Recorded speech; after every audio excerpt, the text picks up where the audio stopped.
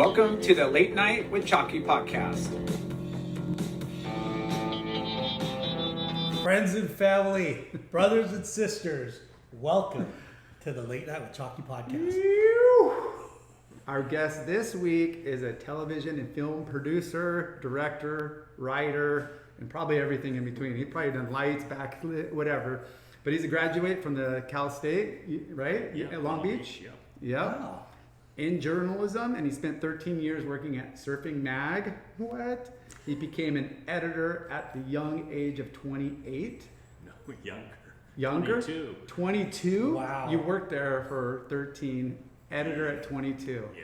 Well, I wasn't the editor. I was an editor. Okay, well, we'll talk about that. He went on to Walt Disney Studios and was eventually hired at Fox, where his groundbreaking series won a Golden Globe, and I don't know, maybe other ones, for a TV series that ran for 11 seasons.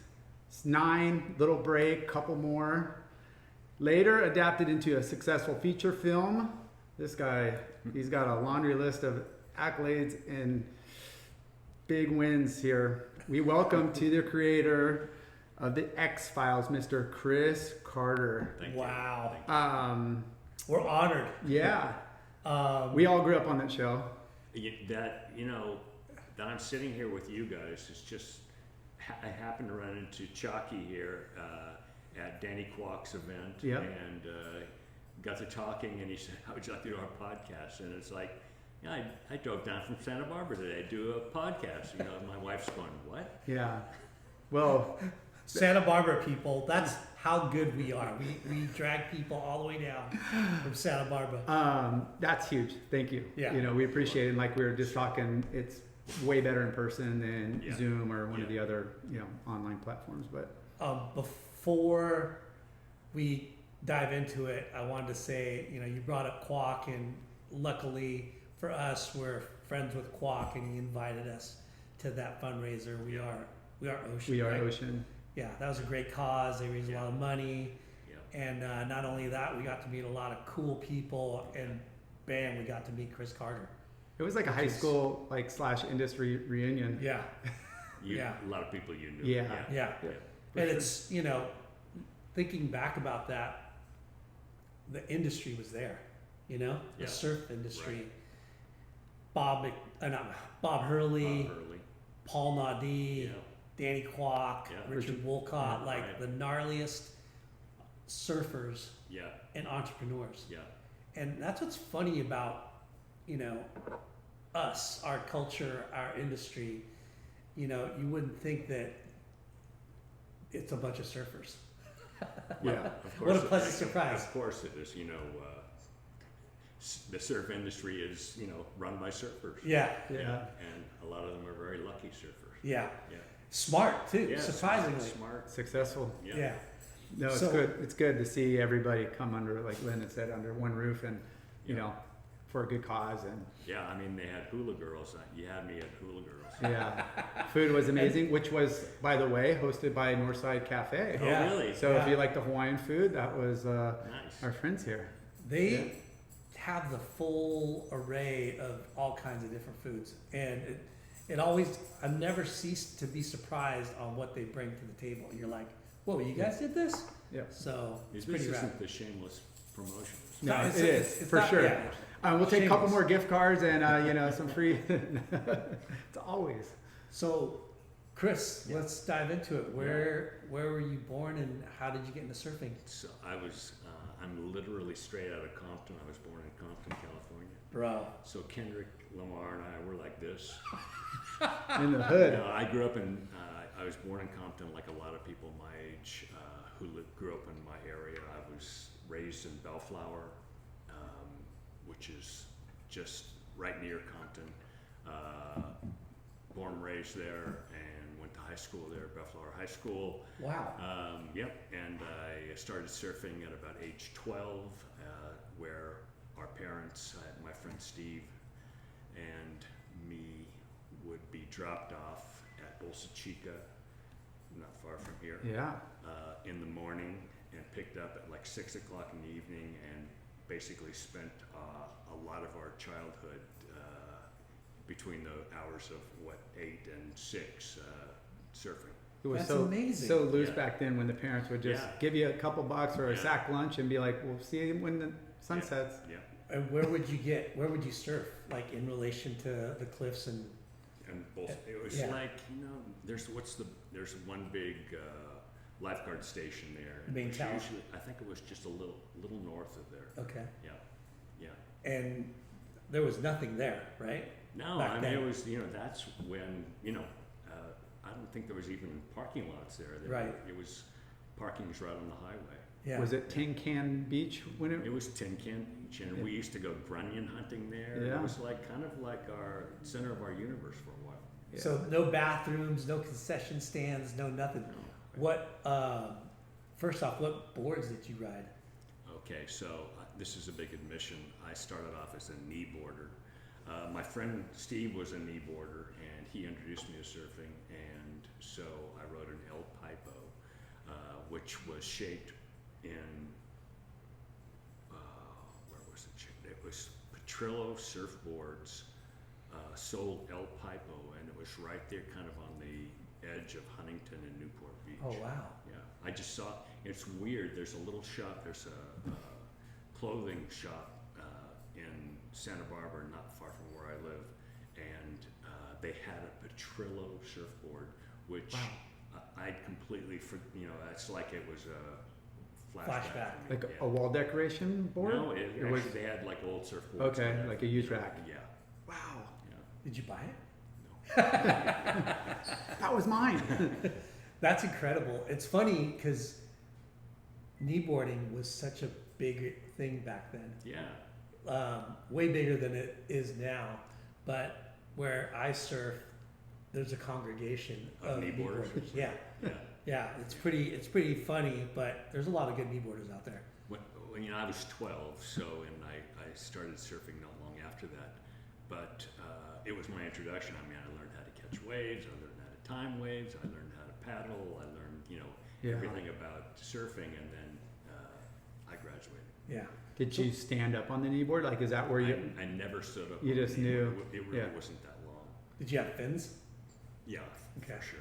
What were the fins? Duck feet. Duck feet. I was gonna say Wow. Duck Feet or Churchill were the only two brands Yeah, I remember. no, we were duck feet. Yeah, and then Viper came out and was like, "Whoa, Vipers!" Like, That was probably way after that. no, I know, but just as a Yeah. kid, Yeah. Yeah. those were the two. So you'd be there all day long, summertime. Yeah. Like, wasn't that? I mean, all year long. I mean, we would. All year yeah, long? Yeah. Didn't matter, whether, whenever they'd drop us off and pick us up. Yeah. What kind of? Did you have wetsuits or? We didn't have wetsuits, and then finally Brutal. we got there. Yeah, I know. We got what are they called?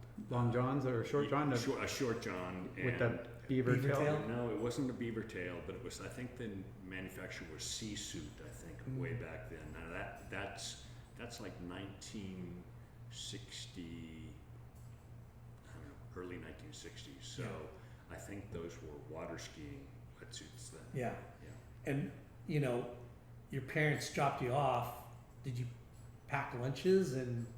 Yeah, but I mean, it was really kind of like basic, it wasn't like, they were just happy to get rid of us, and, and I'm sure they were not also happy to have to drive back to pick us up. Yeah. And it was probably half-hour drive, at least. Yeah. Because when we talk about this getting, like I grew up in Long Beach, Oh, you did, so, so pretty close to Yeah, where right, you grew yeah. up. And I would ride my bike, and it would take me 2.5 fucking hours to get to the yeah, beach. yeah. And He has little legs.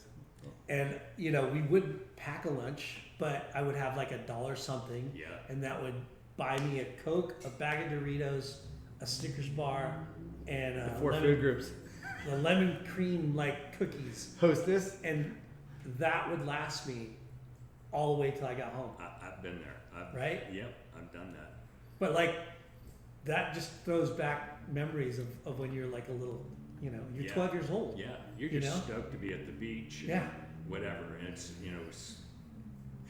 it was it brings back memories. I actually haven't thought about that for a while. Yeah. And it's usually finish your lunch by 10 a.m. and then you're like starving at like 12 or 1. I just go Yeah. bum money. Like, I need to call my mom or dad. Do you have 15, 20 cents? I wasn't that resourceful. I was, and then I would be like $2 or $3, and like within a half hour. Because you think about what it was like back then. Yeah.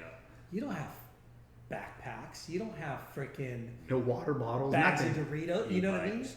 Yeah, you didn't have e-bikes. You didn't have like the creature comforts that Yeah. come along with No. the future, Yeah. right? No water Like bottles. you got your fucking Yeah. towel, Yeah. your wetsuit, and your board. And people my age, you guys are younger than I am, talk about, when you got out of school and your parents said, Yeah. see ya, Yeah. and you didn't come home until dark or for dinner. Yeah. That was kind of the norm, but nobody does that anymore. Nobody No. does that anymore. And when you like think about that, the kids these days that are 12 years old, they're not doing that at all. Yeah. Like that doesn't come Yeah, until it's like too they're dangerous. 15 or 16. Yeah, It seems yeah. like It's different it's times. it's a bummer because the way you grew up and the way we Yeah. grew up was fucking so much more like adventurous and raw, right? It's not even completely. just the fact that it's that much more crowded and dense, which is a lot more danger, but it's the communication. Like, you're attached to Yeah. communication, Right, so you're- you know where your Right. kids are at Yeah. 24 hours a day, Yeah. which is good, but you need to let them have a little bit of room. Yeah. So what was it like? Was there crowds that you had to deal with? We were, it was like in the middle of, it wasn't a break per se, it was just where we always went. And, if it was good, it was good. If it wasn't, we were out there anyway. Yeah, So no matter what. that's kind of where it happened. Yeah. Did you see a lot of surfers? Not then. It was really kind of us where we went.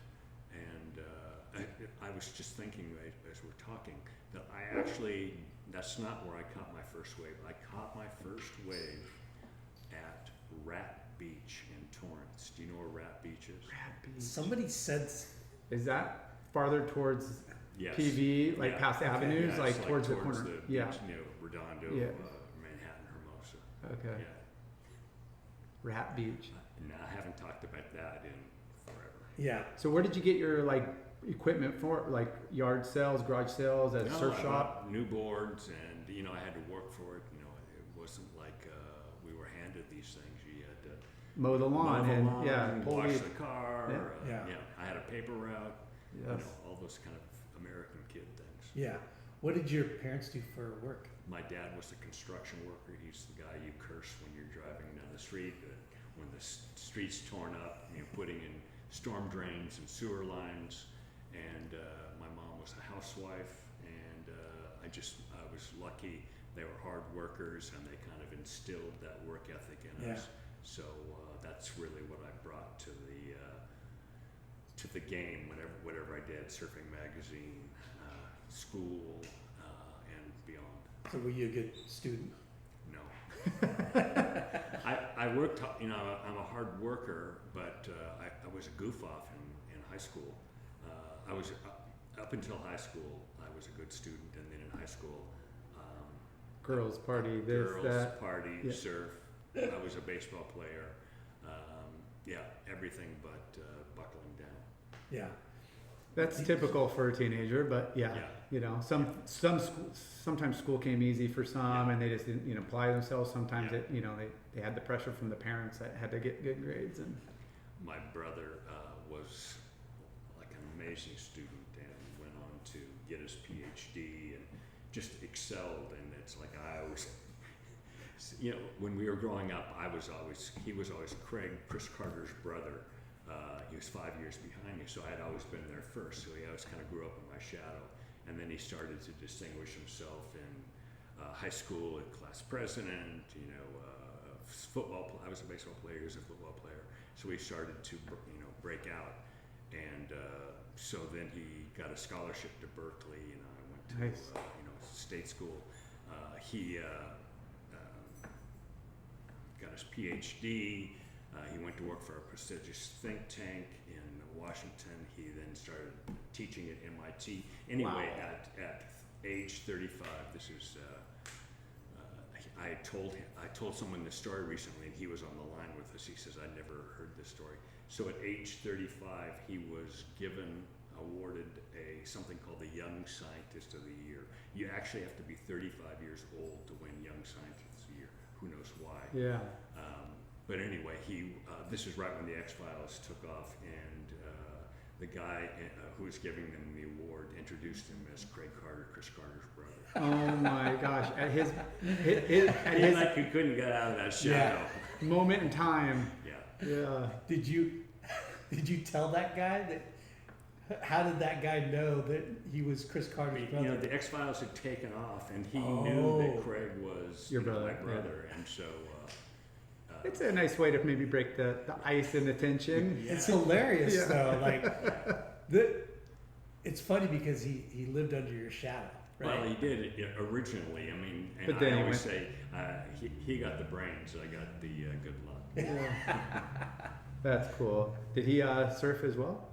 He a little bit but it was like that's when he was trying to get out from under my shadow. So Yeah. he was doing. My brother surfs. I'm not surfing. Yeah. So after the Pipo, what board did you get?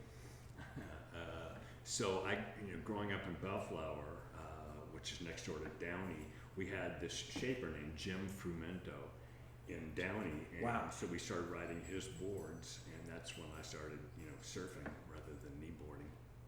So we rode those boards, and then I'm trying to think what my boards. I surfed a Russell. I had in Newport Beach. Bruce Jones boards. Nice. And I actually met Bruce Jones many years later and surfed his boards again, but that was one of those things where it was, a callback to something I had done at a younger age. Yeah. Because Bruce Jones was the local shaper at Sunset. Sunset, which Right, would be right. probably the most popular board at Yeah. at Bolsa. Yeah. So I mean- after Bolsa, where were you surfing? Cliffs and the pier, and I have memories of the pier. We would. I was too young to drive, so we would always hitch a ride with some of the older surfers from Bellflower, and we would go to the pier, before dawn, and we'd run to the end of the pier and throw our boards off and jump in. And I told my dad that story once. He got so angry at me. He said, "You're going to kill yourself. You're just going to be something just submerged, just underwater, and you're going to hit it, and you'll never walk again." It's like next week we did it again. Yeah. Well, we go farther out, Dad. It's Dad deeper. doesn't know won't hurt him. Yeah. Hey, I didn't have to duck dive like 20 times, and I made it out the back. Easy. Come on. What were the crowds like then? It was still crowded. It was a different deal. It wasn't the same energy. Surfing got super popular just after I started surfing. But there's always crowds. Yeah. You'd be out there, and David Nueve is out, and it was like, there were surf stars, and there was a vibe. And Huntington actually hasn't changed that much in the end. But that was all part of my young life. Yeah. And were you guys, what kind of music and what kind of, was there magazines then? Just why did Deep Purple just come to mind? Yeah. There were magazines. I had that. My first magazine was an issue of Surfer with Jay Riddle on the cover at the ranch. Of course, they didn't say that he was the ranch with the beaver Somewhere up tail. there. Yeah. Yeah, right, exactly. And I just that was I just pored over that magazine and the photos, and I was just stoked with that kind of young enthusiasm for something that people weren't doing in Bellflower. It was like something out of the ordinary. But it seems like there's a surf scene in Bellflower. We were part of a small surf scene. There's a small group of us. There were older guys who were really good surfers, and we usually hitched a ride with them. Yeah. And you had a shaper out there. We had a shaper in Downey. That was kind of right after high school, and there were some really good surfers in Downey that we became friendly with, and we would every weekend we would Saturday morning get in the car, drive to Encinitas, Leucadia, Wow. surf, drive all the way back home on Saturday, go to the party or the dance or whatever it was, get back in the car on Sunday morning, drive all the way back to Leucadia. And it's, I think it was 86 miles each way. Yeah, and it's a trek. that was like how we spent our Sounds glorious. misspent youth. Yeah. So yeah, I wish we could roll back the clocks and that was our program. Yeah. Surf all day, party all night. Party on that. I've got my dogs in here with me. Here they are. Oh, they're good. They're behaving. They're just sniffing around, checking Yeah. stuff out. So what was your first job? My first job, I was a paper boy. I think I mentioned that. My Daily first- Pilot? Pardon? Daily Pilot? It wasn't the Daily Pilot. It was the Herald American. Harold. And I got bitten by dogs. It was an adventure. I knew all my customers by name. And then there was the Long Beach Press Telegram. I delivered that for a little bit. I don't know if you remember that. I do. Yeah. Anyway, but my first real job was at Baskin Robbins. Oh, wow. Free ice cream? A lot of my friends got free ice cream. Yeah, Sometimes I wonder if I gave away more ice cream than I sold. you probably did. Yeah. That's one appealing, aspect of the job, right? Yeah. Free food or ice cream in your case. Well, we called it the Devil's Triangle because my other friends worked at Taco Bell and my other friends worked at, I think it was like Der Wiener Schnitzel, and we all gave each other free food, and so You're living life right we there. were living life. It Yeah, was, we had a buddy at the pizza joint, Subway. I did McDonald's for a small couple month stint, just because of free food. Yeah. You're not making a lot of money. Oh man, I gave out a lot of. my second job ever was probably the best job I ever had.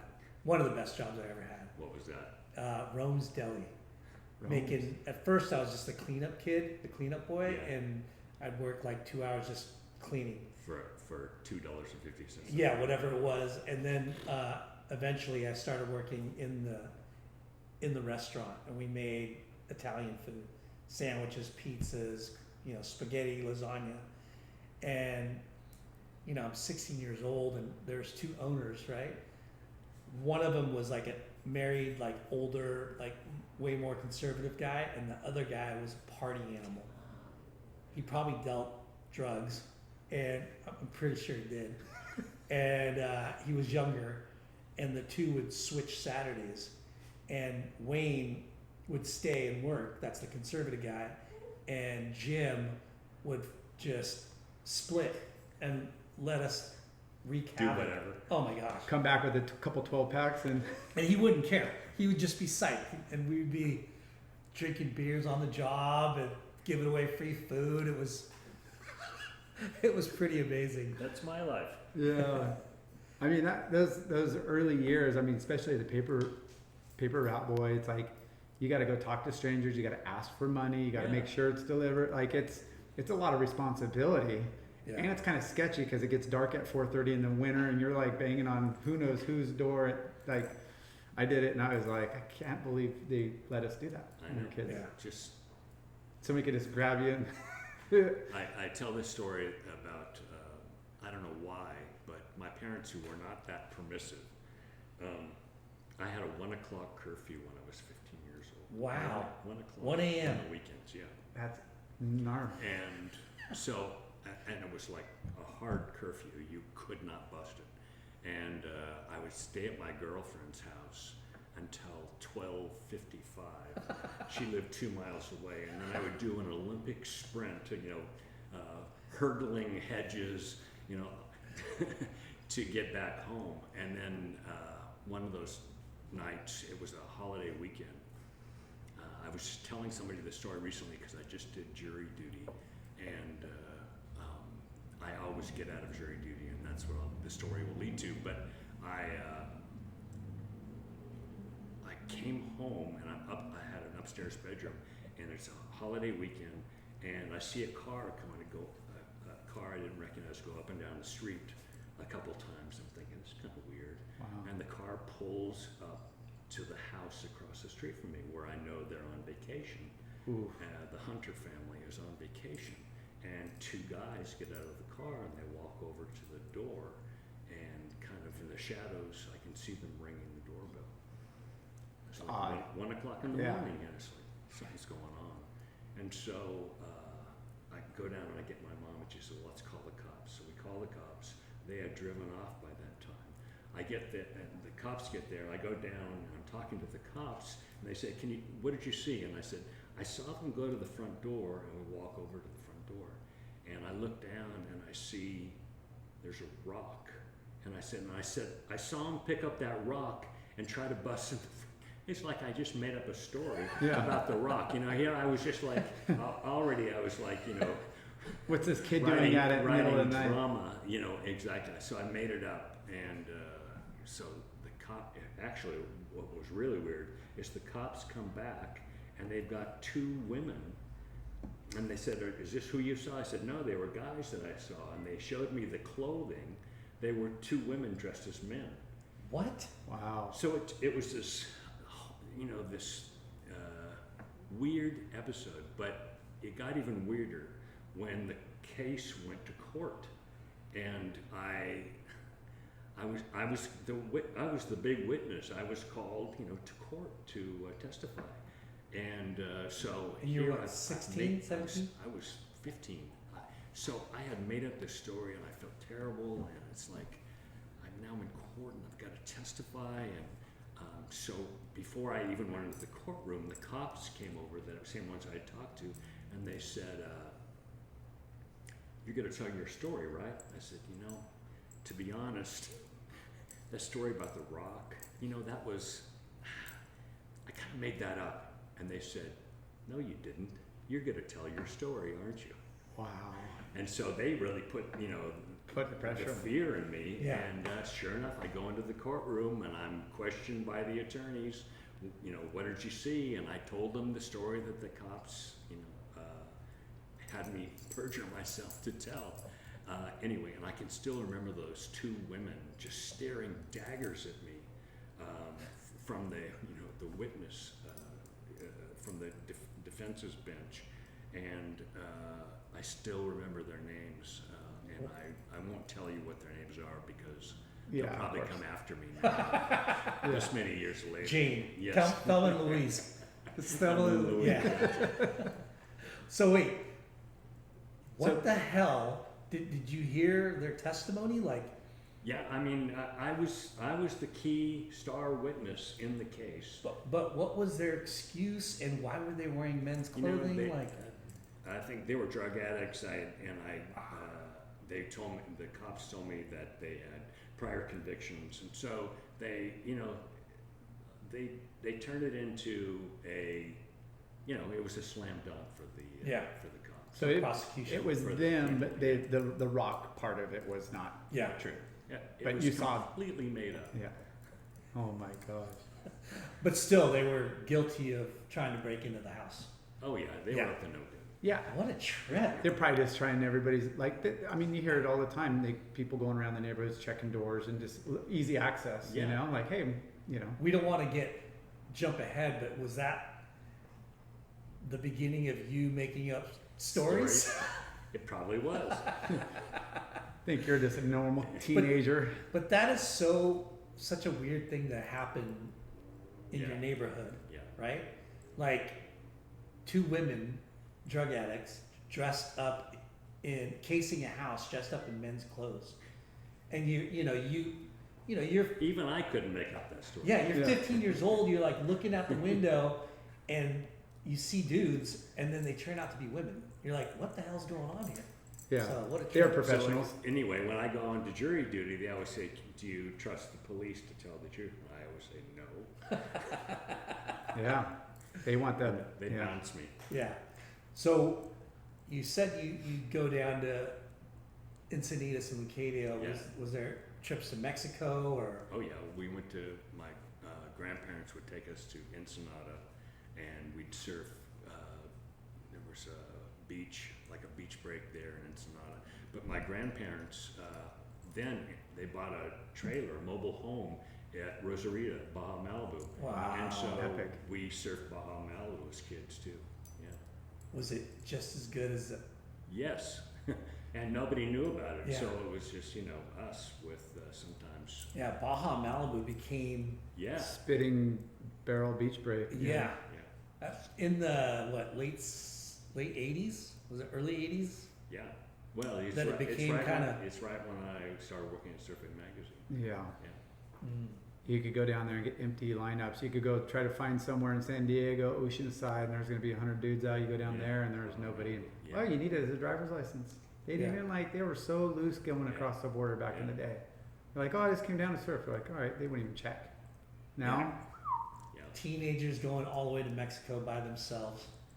How awesome was that? yeah. And going to, what was that? Who songs?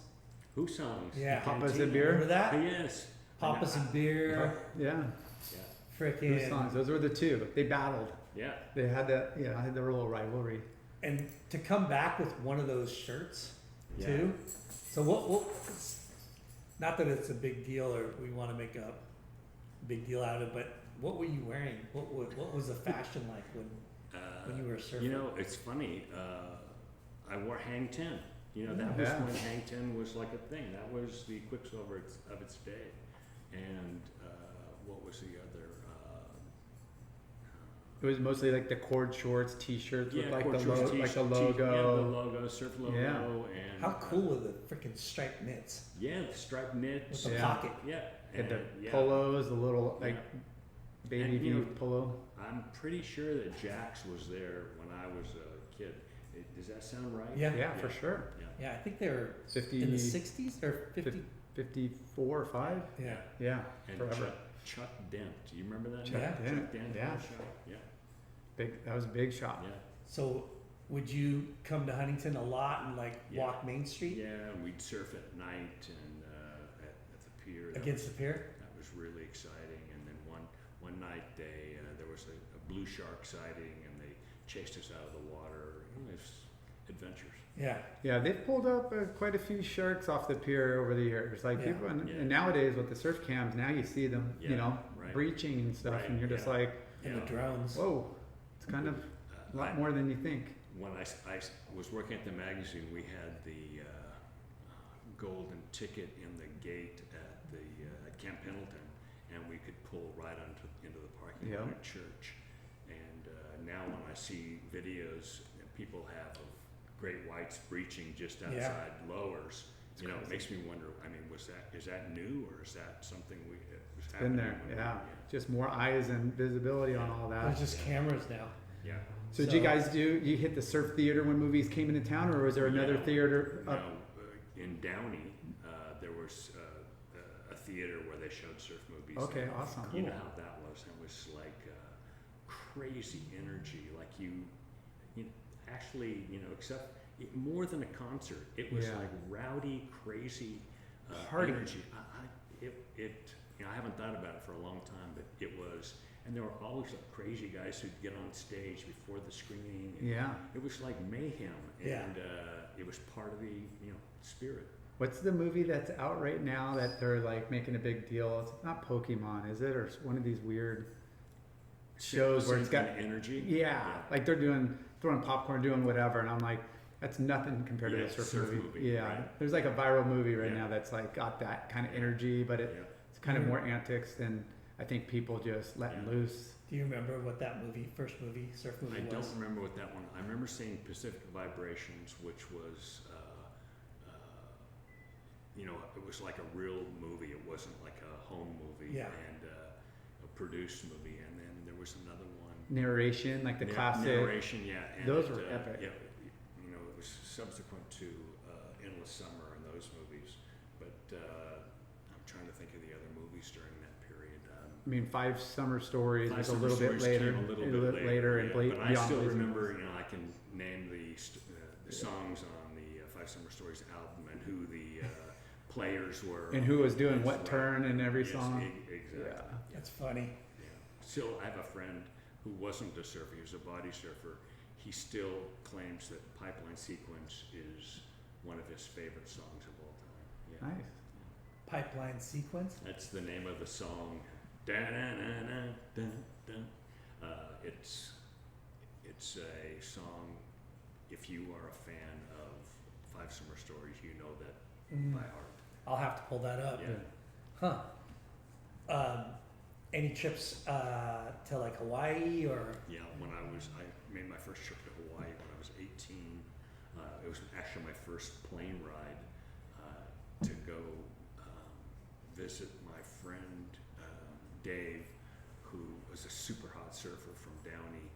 He had moved to Maui and invited us over, and it was before leashes. And I remember my first go out at Honolulu Bay. Oof. Perfect timing. I caught a wave, fell off. My board went right into the cave, and First wave? first wave, Ugh. and it was downhill from there. Oh, Trash. But how cool was like in small like the airports where you get out on the blacktop, or maybe like they had one Yeah. terminal, they give you a lay when you got walked off. Like I remember those vividly, Yeah, like my yeah. first couple of trips. Yeah, where they take the staircase and drive it up to the. Yeah, pretty much. Yeah. And then you walk yeah. down the staircase. Yeah, I just remember like everybody walked off. They gave you a lay, and you know, Yeah. it Yeah, was you like get late every time you get off the plane. yeah. For me, the big memory was getting all those things you're talking about, but also the air. There's Yeah. like nothing like that Hawaii Yeah. smell and Yeah. just the Warm. humidity and warm wonderful. tropics. Yeah, where you get off the plane, you're like paradise. Yeah. Yeah. Of course, it was my first plane trip, so what did I do is I get off the plane, I'm stoked, I'm ready to go, I've got my board, my suitcase, I lose my ticket, my return ticket. Oh And it's man. like, it turned into like, what am I gonna do now? I've got no money, I've gotta buy a ticket, The terror. someone turned my ticket in. I was a college student, I was reading Henry Miller's Tropic of Cancer, I still remember the book.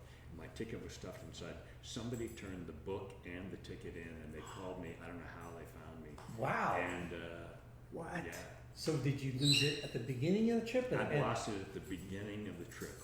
I got off the plane and basically lost my ticket. What a good Samaritan And that was. Yeah, it's a great story. That is. How funny. Yeah. So you got off the plane. Did you realize that you lost your book and your ticket?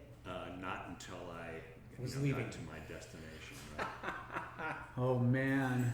Wow. Were your parents supportive of surfing? Like, you know, did you play other like organized sports? Yeah, I was a baseball player, and I played a little bit in college, so I had some skill. The surfing was, it was tolerated.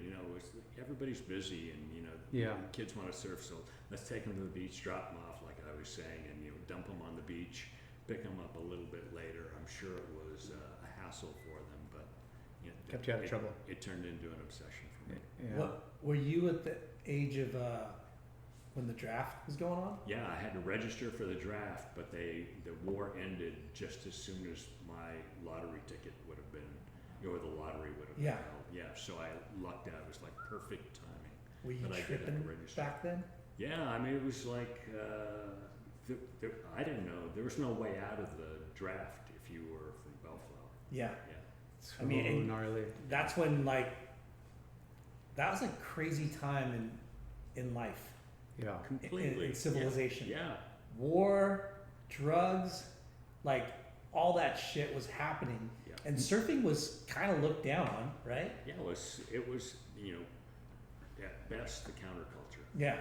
Yeah. Yeah. Tune in, Yeah, right, exactly. tune in and drop out or whatever. Right, yeah. Well, it went from the generation of wearing, Clean cut. suits and top hats and, briefcase, like Top hats. some fedora, Bro, whatever. he's not that old. No, not his. I'm saying all the parents that were kind of in that to where, Well, it was post-war generation, and it was post-war girls wearing it was just less clothes. Yeah, it was, Music was rock and it roll. was, but it's funny how at first everyone was appalled, and then somehow that whole decadence seeped into the larger culture, and pretty soon, the divorce rate went up, and Yeah. it was like everything started to unravel. Yeah. What a trip.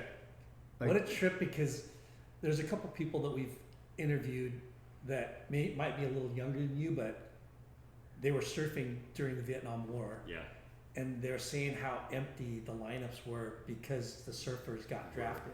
Yeah. And you're just like, whoa, that's a trip. Like, Yeah. because we'd never think about that, right? Because we weren't there. Right. And now people are sharing their stories about that period of time, and you're just like, So nuts. oh, wow, that's got to be gnarly. And people don't appreciate that trestles, which everyone takes for granted now. You couldn't You can surf surf it, trestles. yeah. That was Yeah, the MPs Western would be Wines. bored, running the beach and Yeah. chasing everybody out. Yeah. You wouldn't want to lose your board there because Yeah. it'd be gone. Yeah. And Yeah. like back then, you and your friends got to go to Encinitas, right? Mm-hmm. And like when you're a kid that grew up inland, right? Which you Yeah. were, and I was, every time you go to a new place, it's like a whole new world, right? It was like country down. San Diego was not developed. It was like country. Completely. Yeah. There was like Yeah. not much down there compared to like Yeah. the I mean, organized compared- streets and compared cities to that now, were but LA. When I go back and surf Leucadia, I go right back to the place we always went to, which for some reason was nicknamed Struckers. Struckers? It's just south of Grandview. Mm. It's like a little reefy point, like a little reef wave. It's kind of a throwback to, it doesn't feel like there's that much redevelopment of the cliffside. It's Still it's little kind of community. nice. Yeah. That's rad. Yeah. Outside the big houses, it's still little towns. You know. Yeah. Yeah. I mean, Leucadia and Encinitas still So beautiful down there. Yeah.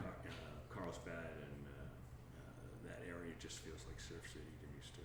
It is, but it's probably the most expensive real estate nowadays. Yeah. That's the everywhere. difference. It's crazy. It's pretty much like, what do you call it, Marin County down there. Yeah. They, Silicon Valley too, or something like that is what I've been. It is. Yeah. It's a little Is- tech is hub. Is there a tech hub now? Yeah, for yeah. sure. I think Qualcomm was based out of there, or at least maybe I some think other. Vista or And Chula Vista or something like that. pharmaceuticals is big down there, Mhm. probably because of Scripps and the universities and stuff. But yeah, So so Long Beach State, Yeah. you're Um, going there. what Your were your ambitions to be a interests? writer? Like what? Yeah. So I went to junior college. I was the poor student, so I went to junior college first. But it was really, for me, a good detour. That's where I made the baseball team, and I did that for a little bit. But then I decided I wanted to go surfing. So anyway, but I had something happen at Cerritos College, which is in Norwalk. I wrote an essay, a blue book essay about Herman Melville's Billy Budd, and the teacher actually got up and read it Wow.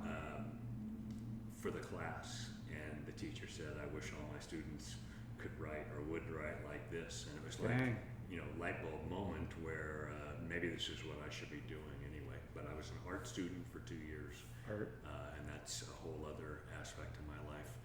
And then I became a journalism student, and that's when I did my internship in my senior year at Surfing Magazine. And You that did was- an internship? I did an internship at Surfing when they were just going from a bi-monthly to a monthly, and I was a devotee, a reader of those magazines, both magazines, and that I actually had an opportunity. I would have paid them for the opportunity to go work there. I just made myself indispensable, apparently, and they hired me on after Awesome. I graduated. And how did you Just- get in touch with Surfing Magazine? How did you get the internship? I basically went down and talked to them and told them that I was I'm a a surfer. I'm going to school for journalism. student, and I love the magazine, and I think I could be a help to you guys. And Episode this, year this, paragraph that. I could have really dialed it up. when 'Cause you're- when I first got there, I had many jobs, but the most that they let me do as an internship as a writer, or as an intern as a writer, was write captions. And I was so stoked to write captions that I'd see later in the magazine. It was like a huge thrill. It's kind of a big deal. It is a big deal Yeah. because Yeah. everyone reads the captions. Yeah. Yeah. It's funny, captions highlight the picture. Like it Yeah, kind of yeah. ties it. Like It's, it basically, people read it for the pictures. It's- Yeah. it's almost as important as the picture itself. Yeah. You know, like You're There- right. You're exactly right. there's some shots you're just like, oh wow, that's insane, and then you read the thing, and you're like, oh shit, yeah. that makes it even cooler. It's got to be witty. It's got to be Yeah. relevant Yeah. to what's going on, I'd to be the a wave, great to the caption location, guy. to the person. I'd be a great caption guy. You would. He is. Not so witty. He just comes up with a Oh, good dude, idea come every once in a while. I'm just kidding. No, for sure. I mean, was there other opportunities? Like, what would you think? I'd go write for the newspaper or magazine? Like I had no plans. Just- it was. surfing was the first. Yeah, surfing was the first thing I thought of, and I talked to my instructors about it, and because I had to kind of coordinate with the powers that be there at the journalism department, and told them what I wanted to do, and I kind of just made it happen, and that was the job. That was an internship that turned into 5 hardcore years at the magazine itself in Capitol Beach. I lived in San Clemente, and then after I left the magazine, I was the senior editor for a long, long time until Nick Carroll got there and gave me the boot. We could talk shit on it. It's No, my but- turn. Can we go back a second? Yeah. So when did you find interest in books and stories? Yeah, always as a kid, I was a big reader, and What were your favorite authors? oh gosh, I read everything as a kid, including my grandparents always had Reader's Digest. That was Oh, so big. Dude, my dad used to read that. Yeah. Reader's Yes. Digest, yeah. We had all those. Yeah. My dad- National Geographic were the two. National Those were the ones Geographic, because Yeah, Life magazine. Life magazine. yeah, But because the the digest Reader's was a bunch of little stories within the Yeah. book, Yeah. right? For me, it was all the little things that were in it. Laughter, the best medicine. After the best medicine. Humor in uniform. Yeah, humor in uniform. Yeah, Oh. There were such good, funny, engaging. dependable. Yeah. But But quick reads. You're not stuck in this novel. They were kind of like fun short stories Yeah. that had their space. Life in these my mom United actually- States. Life in the United States. See, this guy's got a good I've memory. forgotten all about these things. My mom actually submitted a story to Laughter's the Best Medicine when I had asthma as a kid, and I couldn't have a dog because I was allergic to dogs. But when I turned 12 and I started asthma started going away, I got to have a dog. Because you started surfing in the ocean. I started surfing, and yes, exactly. It made my natural immunity. Anyway, I got the dog. His name was Luke, and I loved this dog. And we took him to the vet, and the vet said, "This dog, I don't know if it's going to make it or not." And as soon as he said that, I passed out. I went straight backwards and hit my head, split my head open on the glass door. wow. Anyway, my mom and the veterinarian then wrote something on the prescription bottle, like give this dog 8 pills every 30 seconds, or something that didn't make sense. Anyway, she made a funny story out of it and submitted it to Reader's Digest. Of course, Did no, it? No. I rejected it. Wow. We'll cut that part out. Yeah, right. Yeah. Crazy. funny. Yeah. So Well, you have 2 dogs now, so your allergies are gone. Yes, and my allergies are Or gone. you got really good medication. so what? You said Herman Melville. Melville, yes. Is that the Moby Dick guy? Yeah, it's the Moby Okay. Dick guy. Yeah, he wrote a book called Billy Budd, short, like a novella, I think, and I wrote about it, and it was my fate was sealed as soon as he got up and praised me. That's a trip. Yeah. What before that happened? What did you think it was going to be your career? I didn't know. Hmm. Actually, I was having a great time, and I put myself through college. My parents, I was a poor student, so my parents didn't want to pay for school, so I put myself through college as a potter. When I was a baseball player, I tried to take as many classes as I could that didn't require homework. So this was your art non-academic angle. classes. This is the art angle, and so I took a pottery class because I'd done some pottery in high school. My pottery teacher saw that I had skills, and right about that time I was quitting baseball. He said, "Would you come to work for me in my studio?" And his studio was on Beach and Bolsa in Midway City, and I'd drive from Bellflower to Midway City. I'd make pottery for 5 or 6 hours, go home. I loved it. I would have So it was a paid- I full would have job. paid- no, it was a serious job, and it But you turned made- into even a more serious job. I ended up working for a factory in Signal Hill, and I made hundreds of thousands of pieces of pottery over my 12-year work span. And I was working at Disney, and I felt a loyalty to my college teacher. I would be working at Disney. This is like 1984, and I would get in my car and drive to Fountain Valley to work at my college teacher's private studio. What the heck? And what was this ceramic or dishware, like where was it going? To retail, or would he sell it at a shop? Yeah, I would just make things on the wheel, and then he would glaze them and sell them. And he had a business, and he was at the Sawdust Festival. So he People was, know around here. yeah, okay. Wow. Yeah. So it was an artisan kind of thing. Yeah, it's Okay. a craft, and Yeah. but it was, for me, I loved it. Yeah. It was like potters would know what I'm talking about. It's a meditation. It's a process. You get a sense of mastery when you weigh the clay out and you make the same Yeah, you're in the thing. zone. Exactly, you get in the zone. And I once made pottery for 14 hours straight. I made 300 pieces of pottery, which probably for a lot of potters Would would you be smoke slow. weed before you do that? No smoking weed. No, I did it fully sober. You're just, But yeah, I tell people that one of the things I did is, like, on Sunday nights I'd listen to Dr. Demento. Does that mean anything to you? yeah. I remember Dr. Dr. Demento. Demento. Anyway, but Was that K-Rock or was that K-Rock? It was either K-Rock or KLOS. KLOS? But Mr. Dr. Demento. I loved it. And you introduced I remember the name, but I didn't listen to it. But I tell people I went to film school during that time because I would also put the TV on, and I would watch the TV shows of the 1970s and 80s. While you're pottering. Well, I was making potting, and I just became kind of a TV addict during that time, and who knew What? that later on I would end up doing TV. What shows? Oh gosh, you're gonna ask me, Rockford Files. Yeah.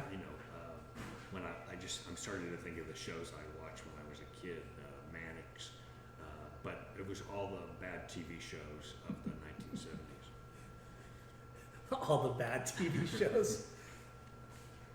Charlie's Angels, was that 80s? Yeah, Charlie's Dark Angels, of Fort, course. Happy Days, Happy Days. Gosh, there was Three's Company. Yeah, Three's Company. no you know. mysteries. No. I watched everything. Yeah. Yeah. Twilight Zone. Twilight was earlier, Zone was right? Amazing. Those were the shows that really kind of were the foundational shows for me. It was Night Gallery, Twilight Zone, Outer Limits.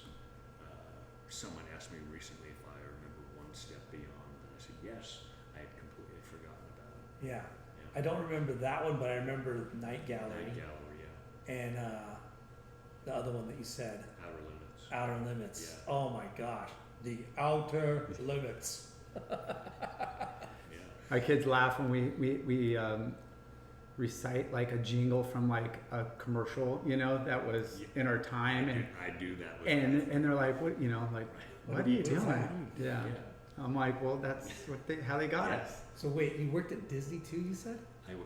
That's where I began my movie, TV career. Oh shit! After Disney surfing? Studios. After, right? I left Surfing Magazine and went to work not long after at Disney Studios, and that's a whole other story unto itself. What? Let's go back to Surfing Magazine. Yeah. So you, at an early age, at 22, you said? Surfing at 22. Yeah. Okay. And at first you did the captions, Yeah. and then what? And then what happened? Then they hired me, and they went, oh, here's the way it worked. So I was the intern, and I graduated, and my grandparents took my brother and me to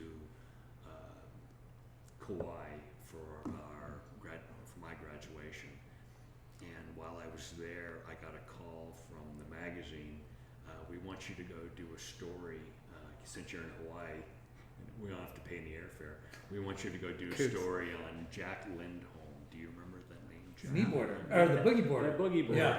And I went and I flew over to Jack the Ripper. Jack the Ripper Lindholm, and I flew over and did that story. I was so stoked. They gave me a story assignment, and I did that, and that was the beginning. That was your first ever story. That was my first ever story, and that actually cemented my relationship with the editorial. Okay, so Did they pay you by the word? They give you like, hey, we need 500 words, or were they gonna just chop it? You just did an interview. I can't even remember, but I didn't make much money at Surfing Magazine. No, so But once again, I did it for the love of it. for sure. Yeah. So when they told you, hey, we want you to do a story on Jack Lindholm Yeah, or Lindholm, yeah. he was he on Kauai or was he on? He was on Oahu. So did you go to Oahu? Yeah, I went to Oahu. Okay. Did they pay for your ticket over there? I don't remember. Yeah. and when you called him up Yeah. and did you sit down with him and like? Yeah, I went surfing with him, and Where'd you guys surf? his home break, and that's like escaping me right now. It was like Sandy Beach? What is it? Sandy Beach? No, it was Sandy Beach. That's where it was. That's the boogie board heaven Yeah. over That's there. the boogie board heaven right Yeah. there. Yeah. I actually ended up writing another assignment when I was much older. There was a surf contest at Sandy Beach, and it was like, a homecoming for me. Yeah. Yeah. Sandy Beach is a fun wave, but it's not like a Yeah. good surf wave, Yeah. right? It's pretty tricky. There's like a kind of an outer reef, Yeah. and the Yeah, waves you can guys kind of have run surfed off of there. it, but Yeah. most of the time it's Yeah. just crazy shore break. So that was your first story, That was my a first story. milestone in your Yes. career, Yes. a stepping stone to everything else. Yeah. So what was that like? Like, was he cool? Was he like, No, Jack, he was great. Jack, Yeah. he was smart. He went to Punahou, the Oh, yeah. the high school that Obama went to, and I think it was a private school. South Shore, right? Yeah, Yeah. exactly. And so I wonder whatever happened to him. I actually would like to know, because that was a high point in his career, and that went a high point Yeah. in my career. and that was for Surfing Magazine. That was for Surfing Yeah. Magazine. Yeah. What a trip. Yeah. Yeah. I mean, How many pages was it? It's like probably 2 or 3 pages. Okay. a couple photos. The way it usually works is they had some good photos of Jack's boogie boarding, and so the good photos turned into a reason to do a story about it. Got it. Did you travel with like a 35 mil, or did you have a I good did, but I didn't. take any of that? I didn't take any pictures of him. That was somebody else's assignment. Yeah. I figured, like, hey, get a photo while you're there too. Pile it on. Yeah. Yeah. That's So crazy. what was it like? How long did it take for it to get printed in the magazine? Not that long. I mean, it was, they had just gone to a monthly, so they needed twice the amount of material. But I was off and running. It was. So when that magazine got printed and Yeah, do you remember the cover of it? I don't remember the cover. Now, do you? If someone showed me the magazine, I'd remember the Okay. cover immediately. Yeah. And like, were you like super psyched and Are you proud? kidding? And like, Yeah, it's like I took it home and handed it to my parents, and it's like Like that, right up. I've made something of myself, and I followed through on my journalism. It was like everything I did was kind of provisional and kind of like I fell into things. I Yeah. fell into pottery. I fell into journalism. I fell out of the art department. Everything was just kind of amazing when you actually connect the dots. It doesn't really make sense. yeah, It's like those puzzles where there's a beautiful picture, but all you're just going from 1 to 2, and then you're like, it makes no sense, and all of a sudden at the end you get the last number, and then it's like, oh, there's the image. Yeah. well, what's crazy is you fall into it not really falling into it, it's because you're passionate about it. Yeah, and exactly all those things I was passionate Yeah. about. And I mean, you asked your grandparents where you know, they probably gave you options like, hey, where do you want to go on your graduation? You're like, I want to go to Hawaii, right? for sure. So you kind of set it up It was indirectly. It was the perfect graduation gift, but I was not a good backside surfer then, and the break where we were staying, called Anahola, on kind of the east side of Kauai, was right, and I'm a goofy foot, and it was like exactly Goofies. exactly where I didn't want to be surfing. Yeah, especially over a shallow dry reef. Yeah. Yeah. But then we would also go on trips to Poipu, so that was a much better way for me. Yeah. A little less rainy over there. So boom, you get your first article, Yeah. and who was the editor at the time, or Richard Dowdy. okay, Yeah. and was he like super like did he give you props? Did he admonish you, or He saw my passion, and that was he was an amazing guy, and kind of like an unsung hero, and somebody that has been kind of forgotten. He died last year. We remained friends until the end. He introduced me to so much stuff that I didn't know about, and he had been he was really a child of the 60s, and he would take me to San Francisco to City Lights bookstore, and just he would take me to do a lot of stuff that wasn't surfing stuff, because he was interested in everything. So it was really an education unto itself, and it was also a chance to learn how to sit at a typewriter. That's really what Surfing Magazine. I say to people, actually, I just wrote a chapter for a book.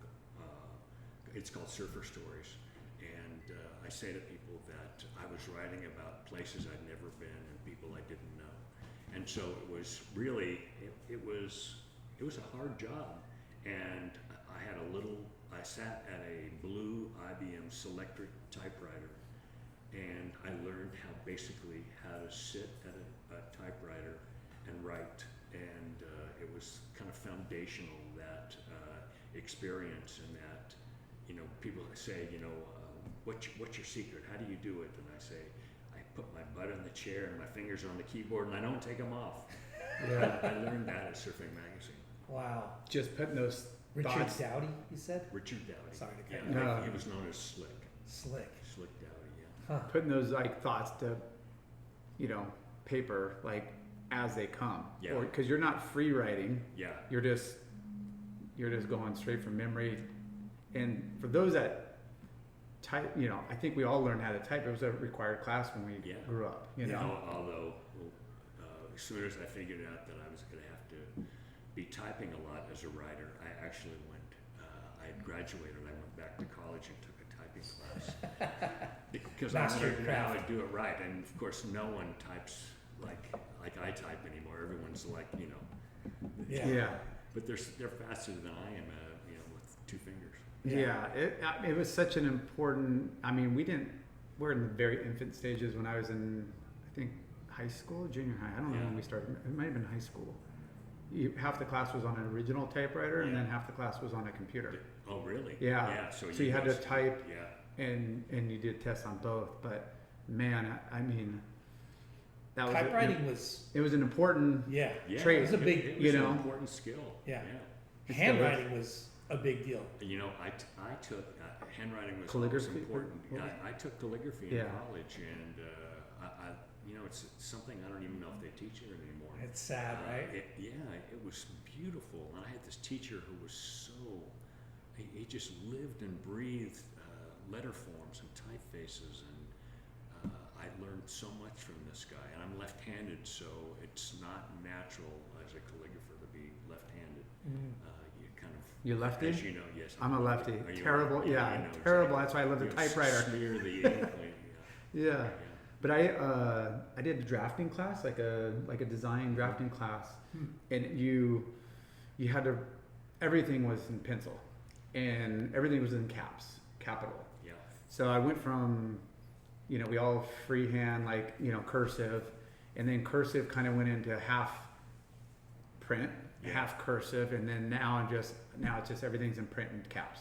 Like it just evolved based on. Well, it's like architecture. I mean, that's that same kind of architectural lettering. Yeah, square tight and Yes. like very uniform. But I see people's penmanship, and I was like, with my left in the smear, I just never liked it. I had in college. I had what they call a notebook for lefties, and the spiral was on the right hand side. What a trip. Yeah. What's as you guys were talking about writing, like Japanese people's penmanship is so fucking amazing. Beautiful. Yeah. Like when I used to work at Huntington Surf and Sport, I used to go to Japan a lot, so I had a lot of Japanese friends, and when they would write, stuff down, I'd just be amazed on how precise, their penmanship was. Right to left, up, down. Yeah. Right. But they're what is Yeah. it called? Katana, or I don't know. I forget what their letters are. Yeah. But when they write English, So intricate. you're like, holy shit! It looks like a computer did it. Yeah. They're Just so the mechanics. yeah, they're just so meticulous. So after that first story, Yeah. They give you a monthly write up, like a space. I ended up doing something. It was, I forget what it was called when I was first there. And once again, the magazine was changing from monthly to bi-monthly, every other month to a monthly. But I started writing a section called Currents, and it was little stories, and it was like up to date. kind of like Current affairs. It wouldn't be like main story, but it would be news, and it would be It's not gossip, but it was just like current a events. little gossipy, Little gossip, and, yeah. it was, but mostly it was, as Matt Warshaw calls it now, it was landfill. That's epic. So There's What? there's a lot of different parts to the magazine though. There's man. there's the trips, the stories. You got the tour, the events. You got destination stuff. You got this. There's a lot of like little sections within the mag. Yeah, and there was one part called Conversations, and that you remember that at the end of the magazine, where I did a lot of those, where I would sit down with a surfer or surfers and have a conversation with them. Basically, just I would be asking questions. We'd be sitting down at a restaurant or whatever, and You got the little tape recorder. with my little tape recorder, Buttons and Mark Liddell, and Wow. a lot of different surfers of the time. So Take these guys to dinner, get them a few Mai Tais and beers, and you let, get, get going. some. Yeah, exactly. So how crazy is it that a kid from Bellflower, Yeah, all of a sudden, who's a surfer from afar, is now in the mix, in epicenter of it all? it's. Did it trip you out? It's a fluke, complete fluke, that this kid who would be reading, Surfer at age 12, just pouring, just obsessed with the magazine and with surfing itself, would end up working at Surfing Magazine, and then use that as a springboard for a career as a writer. But like the surfing part of it, you're on the peripheral of it, surfing, enjoying surfing. Now you're interviewing and then seeing the icons. seeing the magazines and reading them and go, fuck, that's so and so and that's so and so, and then looking back at thinking to the movies that you watched, and then all of a sudden here you are rubbing elbows with the stars of, That's exactly how it was. right? Like you're like, oh shit, now I'm like, Yeah. I'm calling, I have his number, I'm gonna call him up. Yeah. That's what he said. Now we're friends. Everyone stopped by the magazine too, and they had a big wall where everybody Yeah, I remember the wall. signed the wall, and so I got to meet so many surfers of the time. And then I started, the big assignment for me always was, I got to go to the North Shore, for like 10 winters in a row. Dude. And would do a story on the North Shore. I was like so far out of the in crowd, but I would try to figure out how to get these stories, and there was a shaper named Bill Barnfield. Yeah. Yeah, And- Barnfield's yeah, Glass Shop, the big yeah. the factory. he let me stay at his place, and so a lot of surfers I met would come through there, getting their boards. And Randy Rarick was always really nice to me, and I just knew I kind of ended up knowing the right people through the magazine, and but I was never on the inside. I was always on the outside. So here you are working at the magazine. Yeah. Tell us like what roles and like What- steps, like Here's my job. My job was to write whatever we needed to fill the space. As I say, I wrote a lot about people I didn't know, about places I'd never been. So if there were good photos that came in from Puerto Rico, I would interview people and do a story. But it was always photo driven. There was another guy I worked with who ended up becoming the editor, Dave Gilovich. He was very instrumental in always pointing me in the right direction. And we are still friends, and he's smart, he's got good taste, and he has always been a good surfer. yeah. And he ended up at Surfline, right? Surfline, Yeah. right, exactly. So Danny Kwok Yeah, texted me earlier today. because I texted him. I told him I was doing the show. Is that a photo of you guys? No, but Oh, That is a classic photo. he wanted me to ask, I wanted to ask, what the hell is this?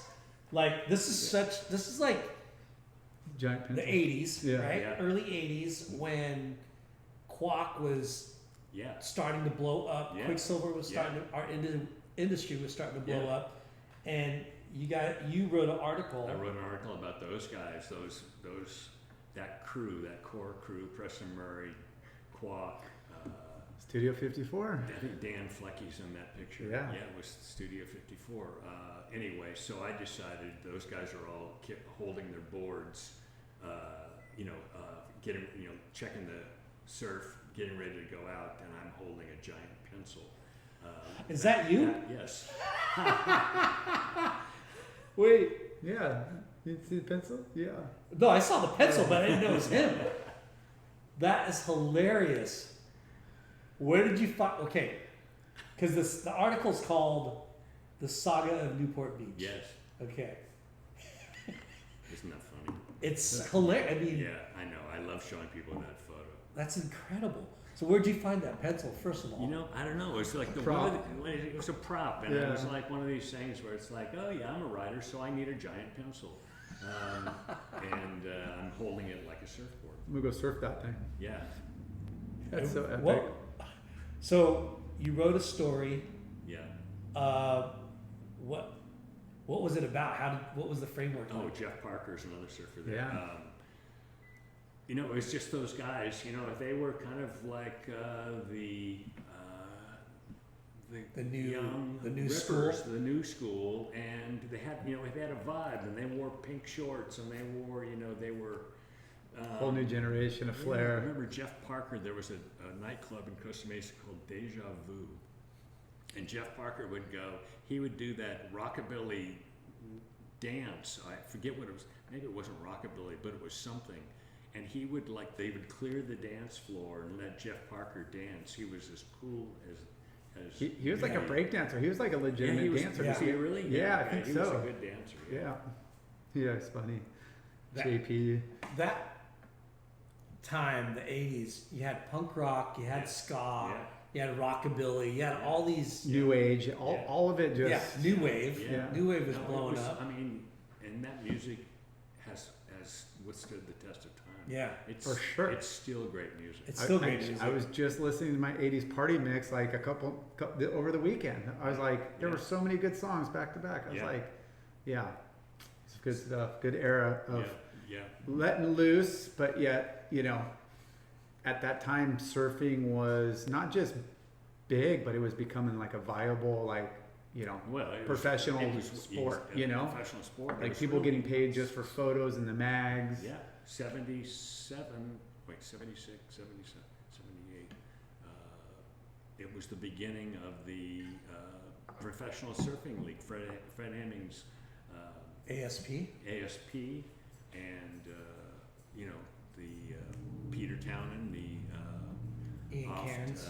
Ian Cairns, but I think Peter won the first 76, right? official, unofficial Yeah. world championship, and then Sean Thompson won, I think, in '77.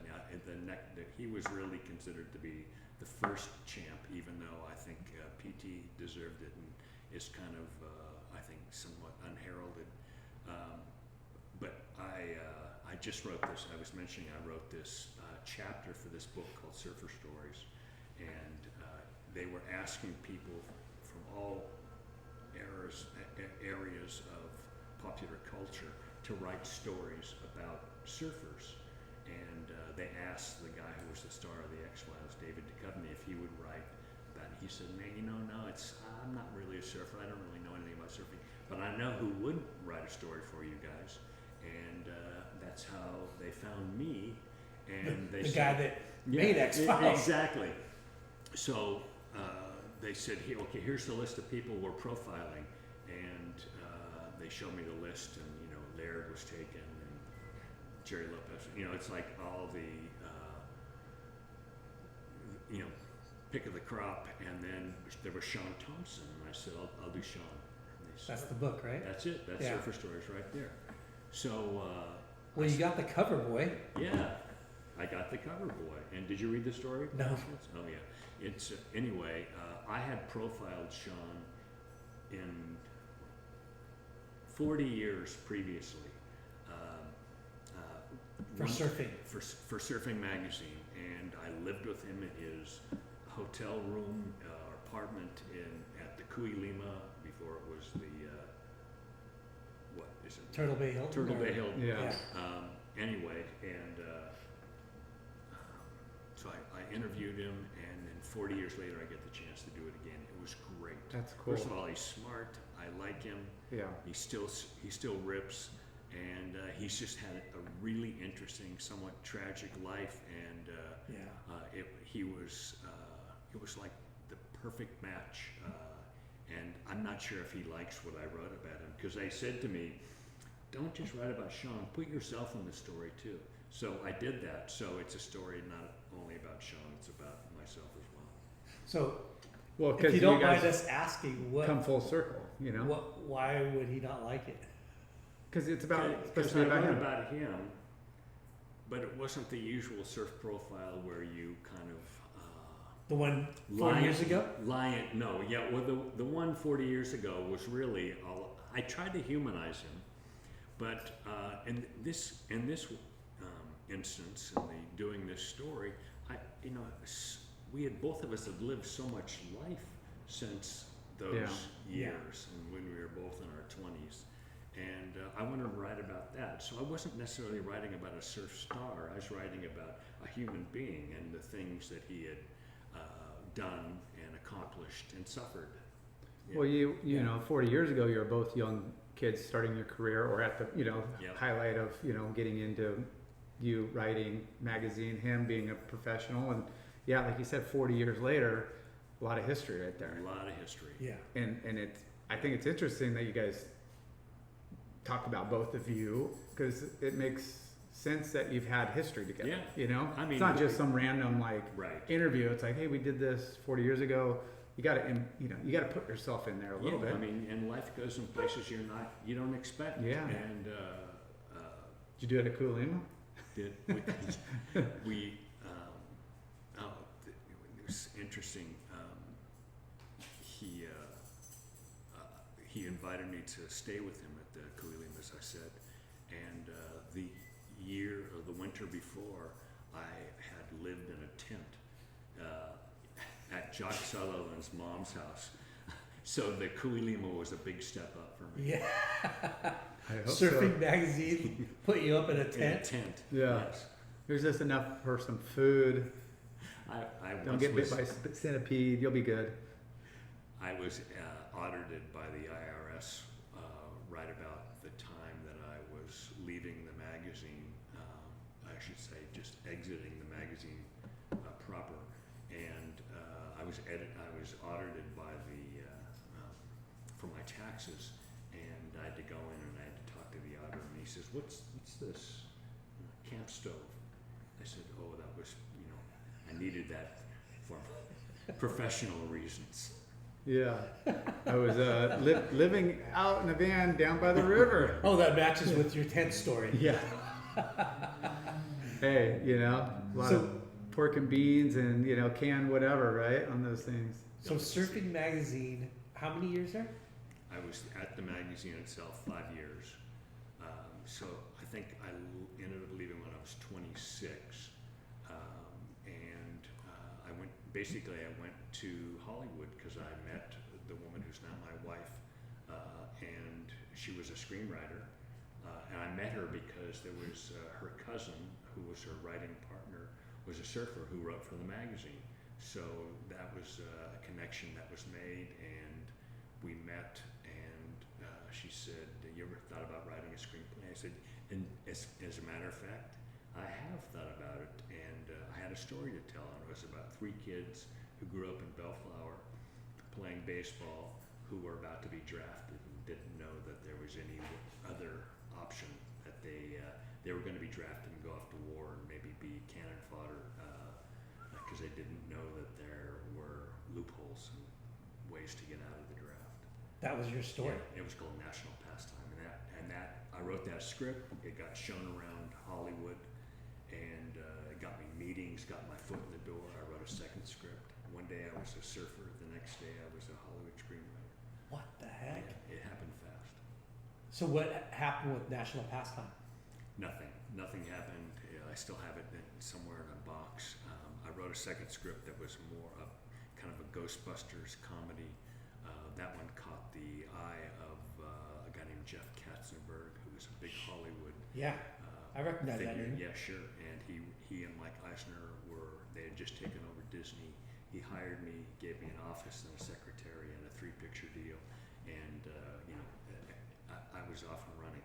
Although it took me 7 years of hard work and failures, some success, to finally get to the X-Files. And how is it when you pitch, one of your screenplays or story? Mm-hmm. Like, you gotta have it. You spend all this time, weeks, months, year, writing something, and it gets shot down. Yeah. And then that just gets shelved. Yeah. And then you start on something new, or you have a lot of ideas. Well, I kind of always had thing. more ideas than time, and what I got lured into was, as I say, I was hired to write movies, and I started writing movies. I wrote one for Ryan Grazer, who's now a very famous guy. He and Ron Howard have made lots of great movies. That was the first thing I did. But I worked at my office was at Disney, And how did you get to Disney? Jeff Katzenberg was running Disney. He had read my second script and said, "I want you to make movies for us." And it was that simple, something that people are desperate to do. Kind of happened, with just a stroke of good luck. Is this like a limited position, or do they have like a whole building full of different writers? Yeah, they have a whole building. It was on the Disney movie Property. lot, and the building was called the Animation Building, and it was full of people who were writers, directors, producers, and people kept coming to my door, these television producers, saying, "Hey, do you want to do any television?" And I swear to you, I never said no. I said yes to everything, and I ended up writing and producing some Disney Sunday movies, which is something that I had grown up on as a kid, watching those movies. That they had resurrected the Sunday movie, and Kind of like a Hallmark movie, like a good feel good, like. yeah, and that was like if you grew up in my era, that was like you watched the Disney Sunday movie every Sunday. Yeah. Kurt Russell was in them, and it was. You remember the commercials before? Mutual of Omaha. Mucho of Omaha. Those are the best commercials. Yeah. Yeah. That old man in his safari outfit. Yeah. Those are so cool.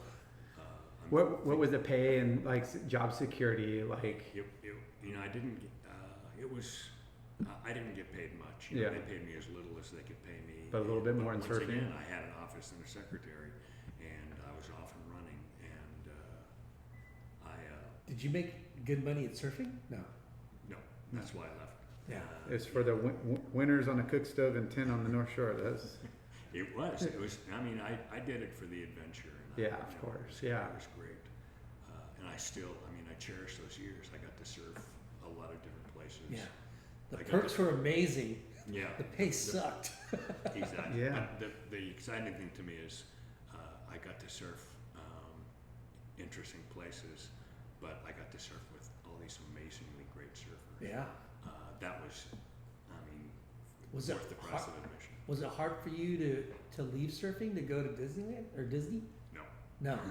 no way. That's big leagues. I was off and running. I had done this thing at Surfing Magazine. I put in my time.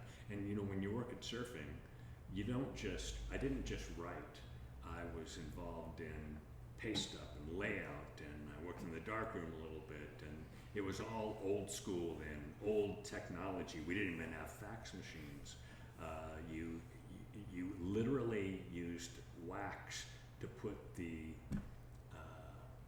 type, the stories onto the storyboards so they could photograph them at the printer and make a magazine. Now everything's done on a computer, Digital. but Yeah. then it was old school. What a trip. Yeah, but it was great. Learning experience. I tell experience. people one of the best parts of that experience is that you have to put out 12 issues a year, and you've got deadlines to do that. Yeah. And it's not all that different from 12 deadlines a year to on a television show. I have between 22 and 25 deadlines a year, and that deadline business, that deadline Schedule. that deadline situation teaches you how to get the job done. Yeah. With limited makes resources. You disciplined. Yeah. Makes you disciplined to get. Yeah, it's all about discipline. And it's funny, I tell people that looking back now, I made pottery serially.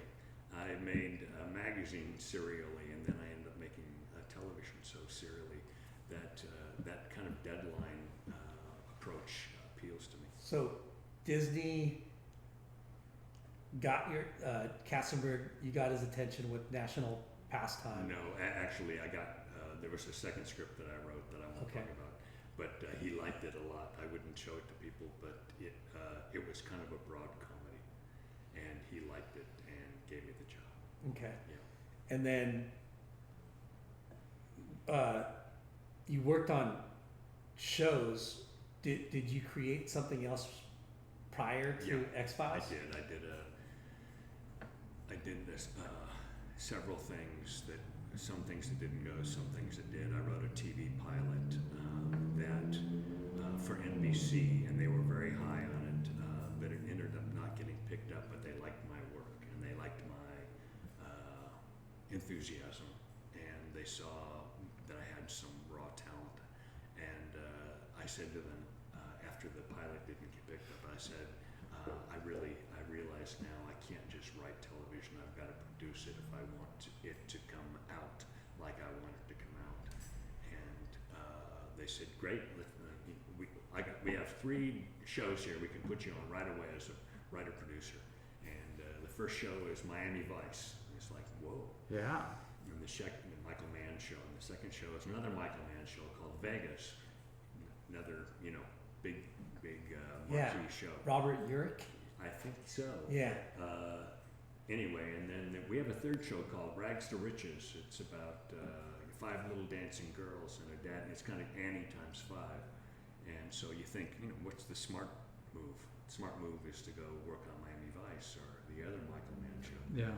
But I looked and I saw that the writer-producers on Miami Vice were in LA, and the show's produced in Miami.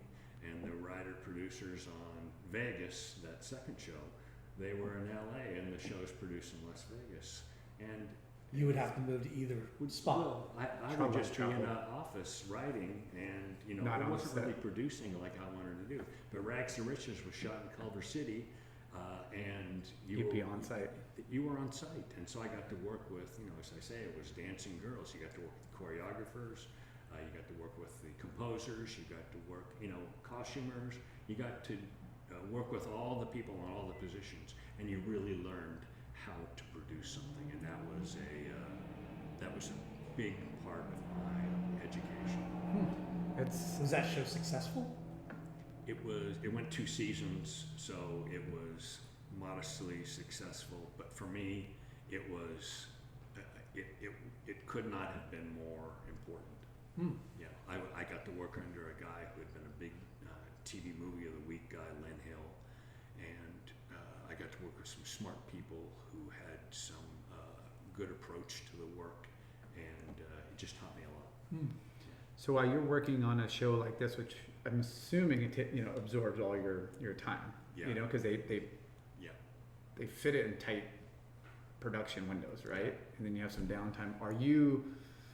You're creative, you got all these crazy ideas. Do you write them down like a doodle? Do you talk into a mic? Like where do you store all this? Like all your other projects or things that you're thinking about Yeah. while you're working? You write them down, and then you look at them sometimes, and you can't remember what you wrote. And it's, I still do that. Yeah. And now it's on my phone, and I look at my notes, and it's like, what was I thinking?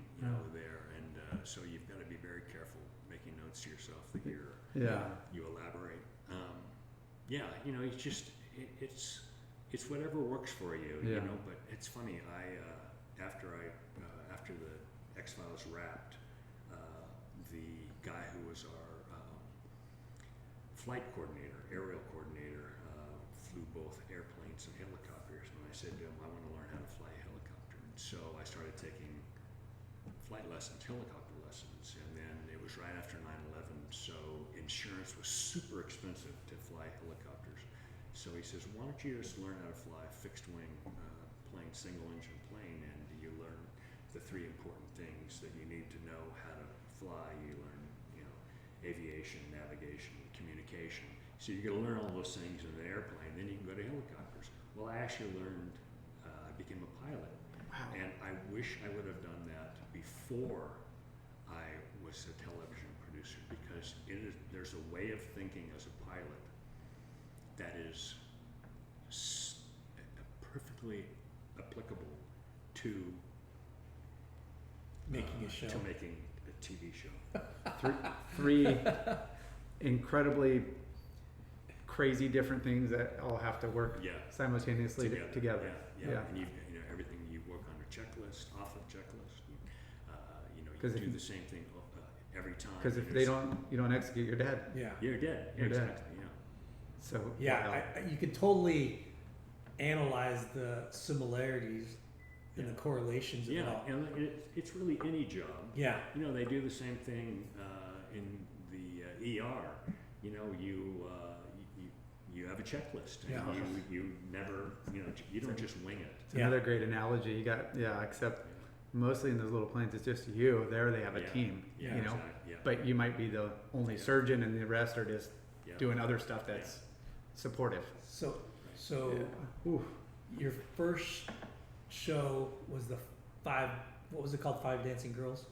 Oh, Rags to Riches. Rags to Riches. Yeah. And then what happened? And then what? So, and then there's a guy who's very instrumental in my career, named Peter Roth, who saw some of my work and plucked me out of the crowd and said, he was at 20th Century Fox. He said, I want you to create TV pilots or TV shows for us. And he gave me a job that paid me more than I'd ever made, ever. It was like a miracle that he was going to pay me to do exactly what I wanted to do, was create TV series. And I wrote. Were you one. making pretty decent money at Disney? For me? Yeah. No. But at 20th Century Fox, he gave me, it's like, it was. Big time. 5 It was times. big time, probably. But whatever it was, I tell people that my wife and I bought a house together when I was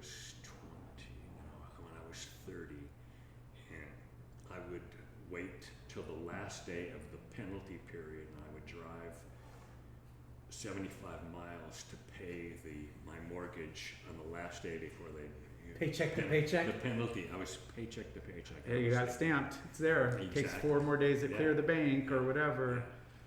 Yeah. So. How funny is that? Yeah. That, and you're not the only one that did this. Yeah. But there's people that you think it all out and you go, okay, when's the last day of, what's the last day before penalty? There's always a grace period. Yeah. And it takes a few days for the check to clear, and depending on if it's a weekend or holiday. Yeah, they got to know me. The woman at the, I had to hand it through the glass window. 75 She knew miles. Me, yes. You know? Stretch it out. Balancing act. Yeah. You got to make ends meet. So this guy, Peter Roth. Peter Roth, hooks you up. Hires me, and it's such a trip. Sorry to interrupt you, but it's such a trip that you're like hired for things, hoping that you can produce. Yeah. Right. Yeah. Like you're creative, and they see that you're creative, but you're not doing anything yet. And I'm not saying you're not doing anything It's yet, like but anything, you're the minor leagues, and then you're in the major leagues, and you come up and down between the minors and the majors, and finally you're plucked up into the majors, and you got to play like a major leaguer. And the second thing I did for Peter Roth was the X-Files, and it was like a dream come true. And he and I agreed on so many things, and the story of how the show got made is that's a story unto itself, and I've told it a lot. Can I interrupt real quick? So what was the first thing you did for Peter? Oh, I did something for ABC and I was at 20th Century Fox. Mm-hmm. That was kind of like, do you know the movie The Verdict, Paul Newman? Kind of. He plays kind of a washed up lawyer who ends up getting a case that he wins against all odds. Anyway, it was a story like that times 5. Wow. Yeah. So what was it? I can't even remember the name. You It's remember funny. The Verdict, but you Yeah, can't remember. exactly. I can't remember the name of my show, but it actually. Did you come up with it? Yeah, it was a good idea, such a good idea that one of the executives at ABC, subsequent to that, optioned the idea to try to make it himself.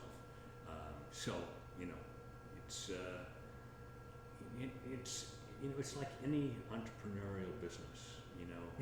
If you dig in and you try to keep yourself in the on the field, you're gonna score.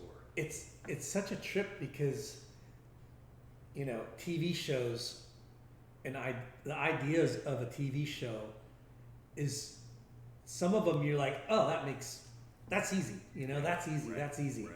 And then you come up with an idea and you go, fuck, that's genius, right? Yeah. So you came up with a show, you don't remember the name of it, and then here we are, what you're known for, Yeah. X-Files. Yeah. And what did you think about, or what were you thinking? There was a show on when I was a kid that I thought was the best thing I'd ever seen. It's called Kolchak the Night Stalker, and it was Say it again. Kolchak the Night Stalker, and it was a guy. It's about a newspaper reporter played by Darren McGavin, who believed in the supernatural, but couldn't convince his newspaper editor that the stories were real. I loved it, and it was scary and smart and good, and it was written by one of the best science fiction writers ever, Richard Matheson. It's the same guy that played the dad that played the Yes, in Christmas Story. Christmas Story. Yeah.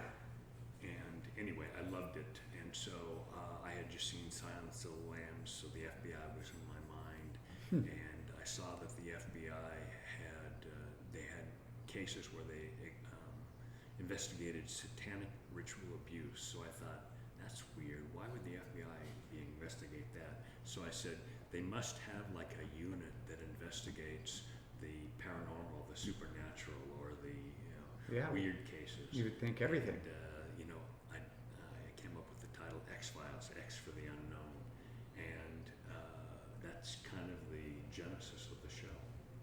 But it didn't get picked up the first pitch. It didn't. You're right. You got, you know the story. I pitched it. I was at 20th Century Fox Studios. I pitched it to the 20th Century Fox network.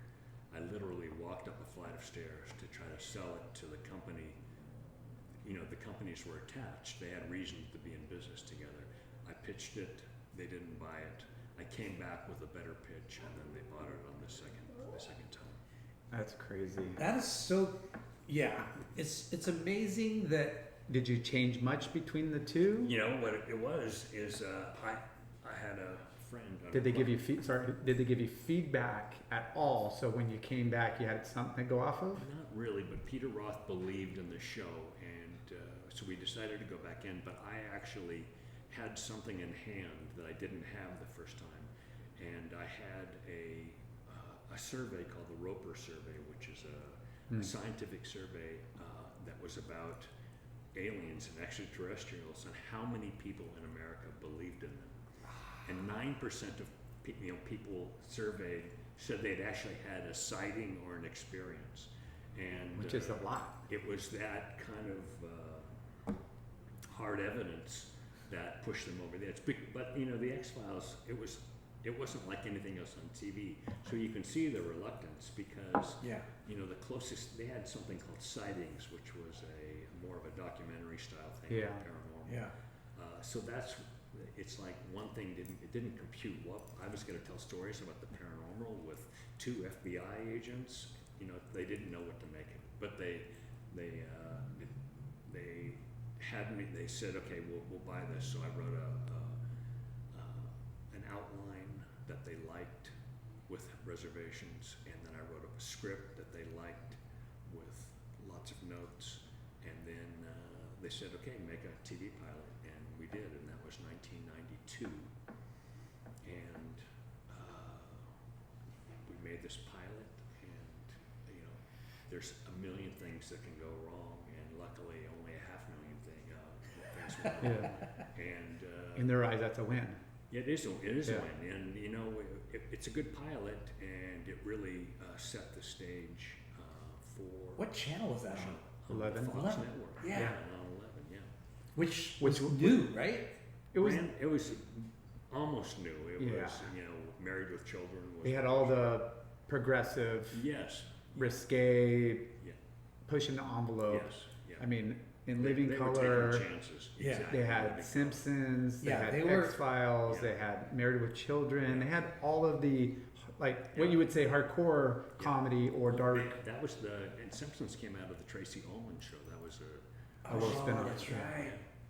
It was bad. I mean, that was, It was, Yeah. They had to battle the existing big boys, the network, you know, And I had worked for the big boys, and Yeah. so it was kind of exciting to be working for because Disney and the, NBC was already a thing. It was. Yeah. You know.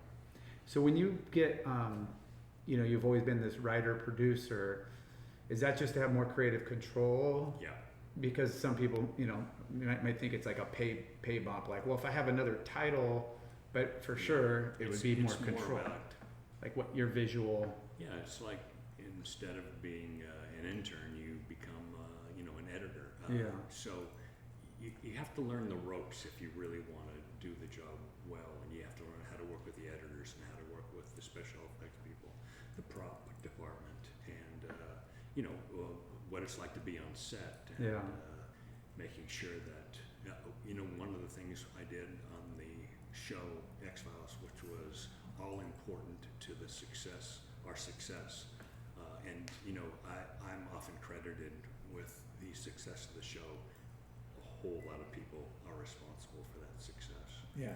And what I would do, we shot the show for the first 5 years in Vancouver, Canada, and I would always send the writers up to be on set when their episodes were being produced, because I wanted them to be there to protect the work and actually to have the experience of sitting with the director and going through the process, protecting the script, basically. Yeah. So when you come up Make with their words shine. you come up with the show, the outline, the Yeah.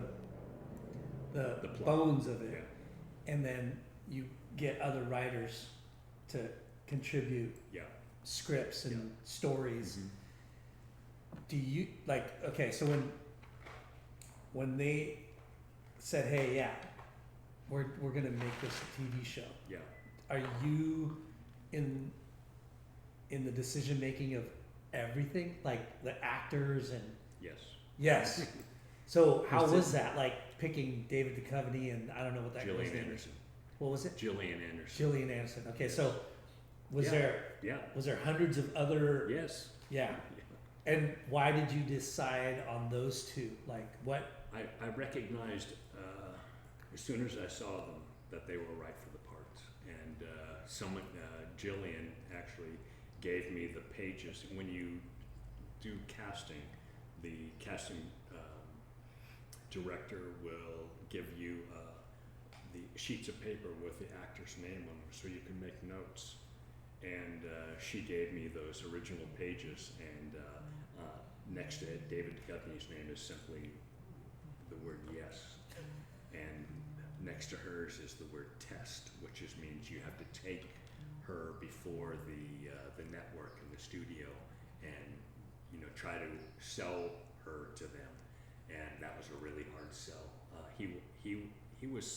He had some credits, but she had no credits, so it was it's just one of those things where Experience and you feel it, Yeah. and you see it, and you know it, and sometimes it doesn't work that way. There's Yeah. a lot of ways to fail. Well, it's crazy when it's such a big decision to make, right? Like cast, yeah. when it's your baby and Yeah. you desperately want it, and you have the idea and you believe in it, right? You're like, I want to make this fucking movie or the show Yeah. insane. Yeah. The next step now is to hire the people to portray these characters that I've created in my mind. Yeah. And you probably went through a ton of interviews, Yeah. and then for us, the people that have watched it or any show, Yeah. like that decision making of picking the characters that play that, the actors that play it, you're like, fuck, that's got to be huge. Yeah. And because we've seen shows where the first season it's this guy, and then the next season Yeah. it's the same character but it's this guy. No, and there's a famous quote by William Goldman, famous screenwriter, is that nobody knows anything, which is true. Yeah. Because you have a sense, Yeah. and you fight for something, and sometimes you lose, but sometimes you win, and you win big. And there's, as I say, there's a million pitfalls, and if you can avoid the majority of them, you got a chance. So when the first wrap, Yeah. the first episode, right? What was your feeling? Do you Yeah. remember like It was going, a pilot episode. fuck yeah? I remember after we got done editing it, I realized as we were shooting it that David and Jillian, the actors, Mulder and Scully, were just right for the parts. So that was really exciting. Yeah. And they just had Felt they had natural, chemistry. good chemistry. They had a Yeah. chemistry, and you can't manufacture chemistry. Yeah. It's I try really hard yeah. here, Yeah, right. There's guy. But you guys know, it's like, it's like one of those things. Sometimes it works, sometimes it doesn't. Yeah. It's like a marriage or a relationship, and that ours lasted for 11 seasons, 218 episodes. Yeah. And when you get a season, how I many gotta episodes rewatch it. is that? How How many many episodes? episodes? The first season 12? Was 25. 25. The second season 1 hour was shows. 24. 1 hour shows. That's fucking a lot. It's when I tell that to people who are making TV today, it's Yeah. like they shake their heads. Like, It's, yeah. now TV shows are between 8 and 12 episodes a Yeah. season. Yeah. Yeah. No, this was 11 and a half months a year, hard work. And I tell people, if you weren't writing during those 2 weeks off, you were already behind. Did you say 11 seasons? Yeah, 11 seasons. And so what does that equate to years? 11 years? It was 9 years, and then we came back and rebooted the show twice over the last several years. So And- you couldn't sell this mysterious like X-File vibe in Hawaii. You had to go to Vancouver. Like, I mean, Well, you there's gotta wear good suits waves. and You know, shit. it's funny. There's good waves up there. It was the perfect. Yeah, there are Yeah. good waves up there, but I never got to surf, and that's a whole other story. It was the perfect place Yeah. to make the show, and you know, once again, one of those things that I didn't choose it at first. We started making the show in LA. We couldn't find a good forest, and we needed a good forest for Yeah. the pilot episode.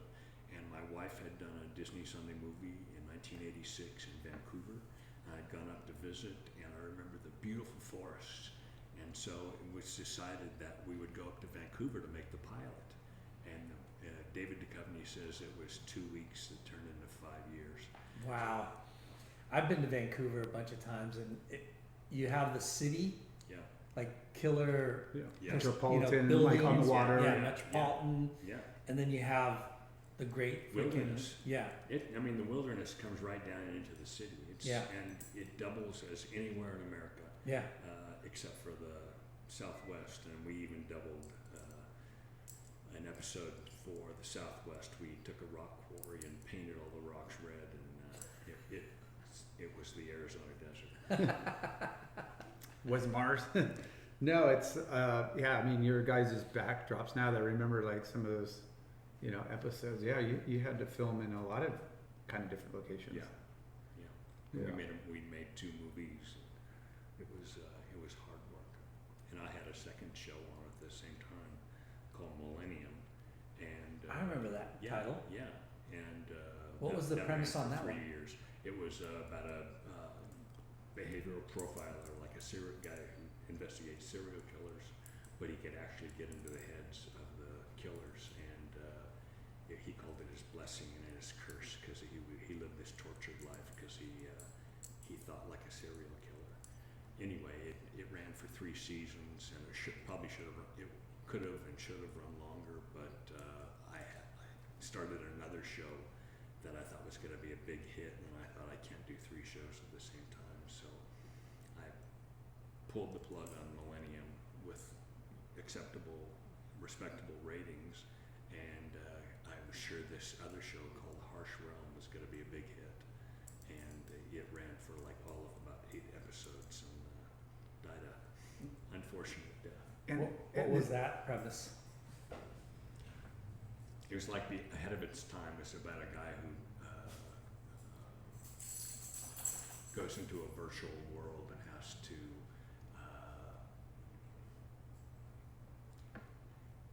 has to do something in that virtual world that it's just like he's doing it in the real world, but the stakes are just as high and it becomes just as real. Anyway, it came from a comic book, and a little too soon.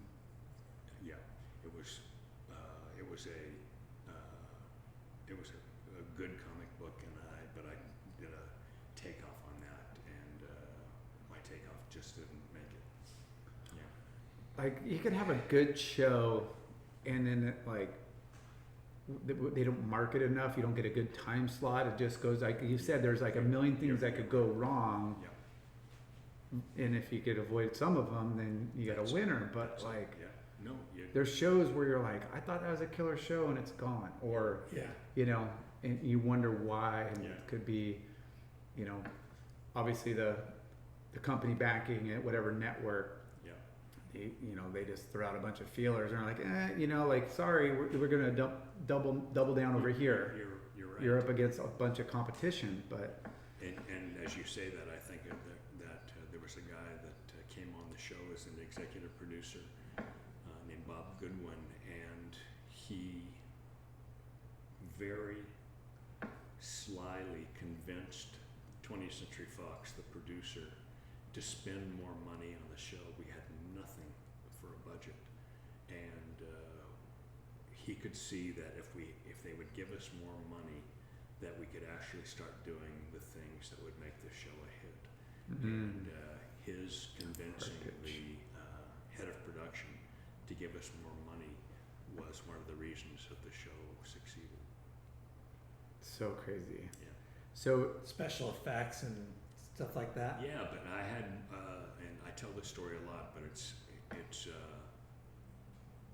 looking back, it's one of the reasons the show succeeded, because we had, I'll tell you the story is that I have a friend who is, his name is Rick Carter, he's no relation to me, who worked on Steven Spielberg's Amazing Stories, and that was 44 episodes over 2 seasons. It was kind of an anthology series about scary things, spooky things, supernatural things. Anyway, he had just worked on that series. He is subsequent to that has gone on to become an Academy Award-winning production designer, and he's really good at his job. Anyway, so I wrote the X-Files pilot. I gave it to him. I said, we're going to make this show. Can you give me any pointers? So he reads the script. He says, I like this script. He said, I'm going to give you a valuable bit of advice. He said, you're not going to have any time or any money. So take all the scary things and put them in the dark, because you don't want to have to spend money or time filming the scary stuff. It's what you don't see and what you imagine is much scarier than what you really see. That's And if you fucking think of- genius. It is genius, and it's one of the reasons we succeeded. film, props, Yes. makeup, all the dress. Do more with less. Do Yeah. more with less. I mean, it's brilliant. Yeah. So, first season automatic hit, or was it just received okay? 'Cause Yeah, it was respectable. Respectable. We were on Fridays at 9. Not a great night of television. Everybody goes out on Friday night. Yeah. But we developed a following. By the end of the first season, we had a solid double, I'd say. And then the show developed a cult following, and we went for I think 3 years on Fridays at 9, and they came to me and they said, we want to put you on Sundays. I said, no. Yeah. I said, don't put us on Sundays. Friday's like the perfect night of television for us. Don't. Because you thought it was going to go down. I just thought it was gonna. Yeah, we had solidified. Yeah. That- If it ain't broke, don't fix it. Exactly. Just leave us alone. And they said, no, we're gonna put you on Sundays at 9. Because So- Sunday's the big night. Sunday's a Huge. big night of television. So what I didn't anticipate, and what turned out to be good fortune, is that the show went from being a cult hit to being a big cult hit, and it was the same show, but it just had More eyes. more eyes on it. Do you isn't get that, isn't that such a trip where you know, let's say you did your research, right? And you know that Sunday is the big night. Yeah. And then you get told you're not going to be on Sunday, you're going to be on Friday. And you're like, okay, fuck it, we're on Friday. We're going to do our best on Friday. And then you kill it. You start gaining momentum, and you're comfortable with Friday. You're stoked on Friday. And then they tell you to go Sunday. Yeah. And then you go, no, wait, like Sunday's a big night. There's more competition. We're already succeeding here. Why are we gonna stress ourselves out and compete with the big boys? Because that's what you're doing, right? Well, they look at numbers, right? I mean, it's all just, like, hey, this time slot at these shows all get this rating, or they get that many eyes on it. So if you have that big of an impact on a low evening night, Yeah. they're thinking like through the roof if we get you in the best time slot. They're just thinking about ad dollars. Yeah, and for they're sure. Thinking that we can get bigger ad dollars on Sunday night than we can get on Friday night. Yeah. So it was a business decision for them. Yeah, but for somebody that's creating the show, Yeah. Scary to move. it's a scary move Yeah. because, like we said, like you're looking at the other players on Sunday night, Yeah. right? You're vying Yeah. for the people's time. Yeah. It's And how do you like justify your show? Like, let's say it's Game of Thrones or whatever, and people are like, "Fuck, it's Game of Thrones." Oh, you're gonna go up against Game of Thrones, and then you're like, "Yeah, we're fucking X-Files, bro." Yeah. And then you, It just didn't feel like that. And of course, this was when there were 4 networks, And so, you know, there were only 4 choices. You know, we are living in a different world. So Yeah. Now they film the whole season and they just like I don't even watch TV. binge watch Yeah. it. No. It's funny. When I turned 60, I realized I had been, like anyone who turned 60, I've been sleeping 20 years of my life. Yeah. You sleep a 30 year life, so you've been asleep for 20 years. And I figure that I've been sitting down for the next 20 years of my life, because I worked as a potter, I worked as a television writer, and now I'm, of course, I'm a big TV viewer, so and a driver. So Yeah. I try to do everything I can now not to sit down. Yeah. So And we're making you sit down on this podcast. Yeah. So you do, you know, do you have to renegotiate each year? Is it show? Do you block like? Kinda. I mean, there are contracts and there are, you know, renegotiations, and that's a whole other part of the experiences, the business experience. Yeah. And that's another podcast. Yeah, for sure. I could only imagine. Did you say you made 2 movies 2 movies. Yeah. with X-Files? Mhm. And I don't remember. Was it successful? Yeah, both Yeah. of them. The first one was very successful. The second one was less successful, which is another podcast. Yeah. I mean, she's to have a full-fledged movie. It's got to be a whole different game when you're Yeah. like you're doing 25 episodes in a year. There's a lot. I mean, you got to put all that into an hour and a half. You got to make it into a big screen experience too. Yeah. It's like a whole different, kind of storytelling. Do you get the budget of 25 could episodes? just- into We one? got a big budget. We got more than 25 episodes budget. Yeah. Yeah. You couldn't keep the scary stuff in the dark on the movies, I can't. right? Yeah. Wow. So, X-Files, you solidify your position Yeah. in TV. Yeah. What did you do next? I went Retired. surfing. Yeah. So I say I'm not kidding. yeah. When the show ended, I think one of my first trips was to Sumba, Nice. Bali. Ended up going to the Menawais, but I hadn't surfed for 10 years. Fuck. It was a different deal, and I was 45 years old. I remember Aaron Chang's been a friend for a long time, and we went on this Mentawais trip together. So wait, did you say you didn't surf for 9 years? I didn't surf for. He was filming 11 and a half months a year. Yeah, right. But seriously, you didn't surf. Okay, I had the Occasional. occasional go out. Okay. But But It wasn't like we're talking like months on I'm end. talking. I surfed when I could, not when the waves were good. So yeah, it wasn't a ritual. It was whenever you had a spare second. But sneak it in. It'd be shocking to hear you say you stopped surfing for 9 years. I didn't literally stop, but for all, For this podcast purposes. for podcast purposes, I was not a surfer Yeah. for almost 10 years of my life, and important 10 years. But I do remember surfing. I surfed the ranch, and I had to drive back to go to the Golden Globes. I was the only surfer, maybe then and maybe forever, who surfed the day he won a Golden Globe. But I remember talking to Sam George on the phone, telling him that I had just gotten good surf at the ranch, and that I was going to the Golden Globes, and it was like one of those moments where it's like, That's the best. Life. you're the most famous surfer in the world. That's Yeah. so amazing. You are. Can I make it to there on time? What time is it? Yeah. Surf LA comes traffic. first. That's when you need your pilot's license and you can just zip up and over. Done that. So, Yeah. so you retire. What was your first surf trip? Zumba. Sumba? Yeah, Did you score?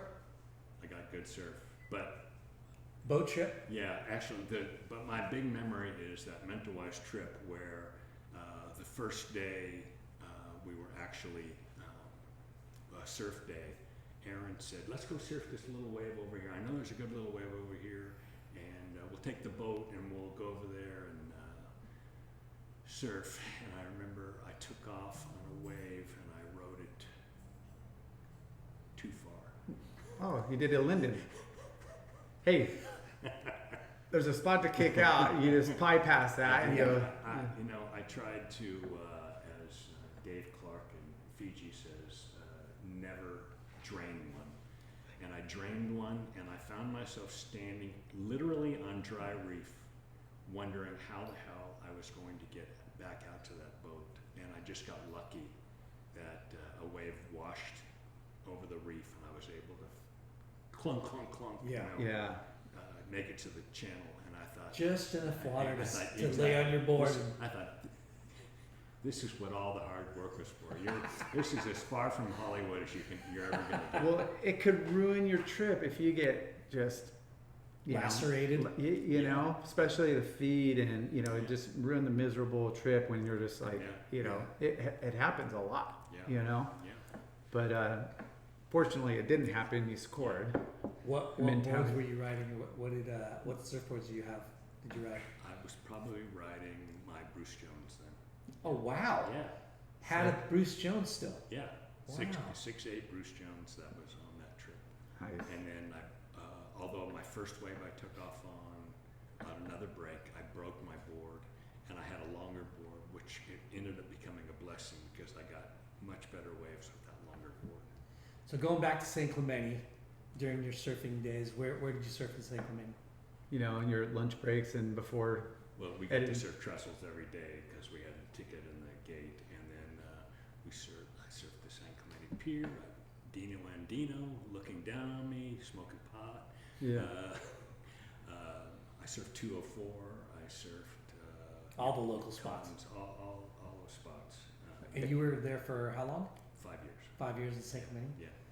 The waves are so fucking good there. It's such a great place to be as Yeah. a surfer. Yeah. Yeah. Well, now you're in Santa Barbara, another great place. Yeah. But it is a little more seasonal. Doesn't break all year round. It's not a summertime. Where were you place. living during X-Files? I was living. We had a house in Pacific Palisades, which actually just burned down. Oh, sorry to hear. We didn't own it, Oh. but that's where my home base was because I worked. I worked at 20th Century Fox, which is in West Los Angeles, and I worked in Vancouver, which is where the show was shot for the first 5 years. So I basically spent my life on the road and on a plane, and that's why I didn't surf, is because I was Logistics always and on the work. move. Yeah. Yeah, because Alaska Air. It wasn't Alaskan, it was Canadian Air Canada, and they knew me. I got invited up into the cockpit. This is before 9/11 when they used to do that. because now whatever shows we watch, 8 to 10, maybe 12 max. Yeah. And then Episodes? there's episodes, and Yeah. then it's like, oh, I got to wait a whole another year. Yeah. Dang, and you're doubling that within the same time frame. Yeah. That's crazy. So Yeah. what shows, in your opinion, are like what series have What do you- impressed you? Yeah, what shows are not just Yeah, current, but that's hard, and it's like there's so many, and I think David Lynch just died, and I think Twin Peaks was a show I could have watched every night of the week. I loved it, and he was an original and a titan, but he's gone. And what else? I admire those guys who did Game of Thrones. I mean, Yeah. they did Fuck. such quality work, and every I episode was was so- a movie. I was so anti. Game of Thrones. Yes. Yeah. Why? Because I thought it was like a geek type Yeah. show, like Until you Dungeons watched and Dragons No. stuff. Right. And it Creative. was funny. I was working for this company, and they were all talking about it, and I was like, "What a bunch of nerds!" What are you guys all soaked on the episode? and then I watched it. I'm like, "Oh shit, Yeah. there's something to this." Yeah. It was good. Yeah, that was definitely just a different, different show. Did It you was ever different. watch Breaking Bad? Well, the guy who created Breaking Bad worked on the Brian X-Files for 8 years. no, Vince Gilligan. Vince Gilligan Wow. Yeah, it's a masterpiece. And Better Call Saul is a really good too. masterpiece I love those shows. Yeah. Breaking Bad kind of fucked me up. In, Right? In what way? It drew you in and made you see things that happen to humans Yeah. that you fucking can't like imagine people making a lot of bad decisions. And it happens every fucking day. Yeah. Like Bad decision. It's You're so like, you're real. cringy. You're like, why? We were in New York. My wife and I were walking across the Brooklyn Bridge maybe 2 years ago, and I see a guy walking toward me. He's got a shirt on, and it says, "Bad decisions make good stories." Yeah, no, That's exactly it it. is. Yeah. It's true. Yeah, I mean, you know, I've made a lot of bad decisions. I mean, the new craze is the the whole Yellowstone trilogy of Sure. Yeah. which are great takes, and I mean, over the years there's, man, I'm drawing a blank, but it was the bike Oh, gangsters on the bikes, like the Hell's Angels. kind of. What was that show called? No, right. It was. I'm drawing a You know, blank. we know what you're talking about. Yeah, Yeah. that was kind of raw. The All end these- is lame though. a lot. the It's ending hard. was- People didn't like the ending. Yeah. What is the name of that show? Um, The guy that created it is very controversial. He was kind of a wild man. and Yeah. then I thought Vikings was really good. I like Vikings. too. Vikings was good because kind of, yeah. So, I don't know. what's Chris Carter doing these days? Chris Carter is back in business. He is doing a director's cut of the second movie of the X-Files. I think we're going to do a spin-off of the X-Files, but I am writing a movie that has nothing to do with the X-Files that I am so excited about, and I'm about 75% of the way up plotting it, and then I'm going to write it between now and probably the end of June, and I just know. I know your little buddy wants I just know it's going to get made because it's timely. Awesome. Yeah. Any, had you ever had any thoughts of making some kind of a surf movie? You know, you think about it. I actually wrote. No, he wants to make money. You're right. It's hard to make surf movies, and Yeah. For obvious reasons, that it's hard to double surfers. It's hard to get good surf when you need good surf. Actually, it probably is less hard to make a surf movie, but to make a TV show about surfing is hard because, as you know, I mean, a television show is shot. In our case, it was an 8-day shoot, and on the 9th day you start shooting the next episode. So if there would be no surf during those 8 days, you'd be hard pressed to make it a surf show because it's Just all, make it a wave pool now. could do that.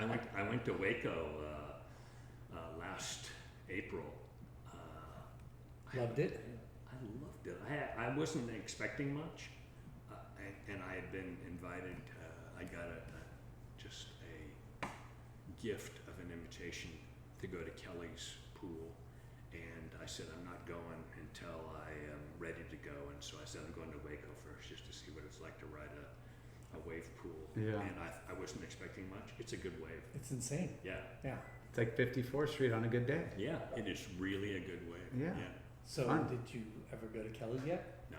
Not yet. No, I don't want to go and embarrass myself, and I don't want to go and miss a bunch of waves, and I just It's I stressful. want to make sure that I'm ready for it. Yeah. Hella fun, super I've- stressful, Yeah, Yeah.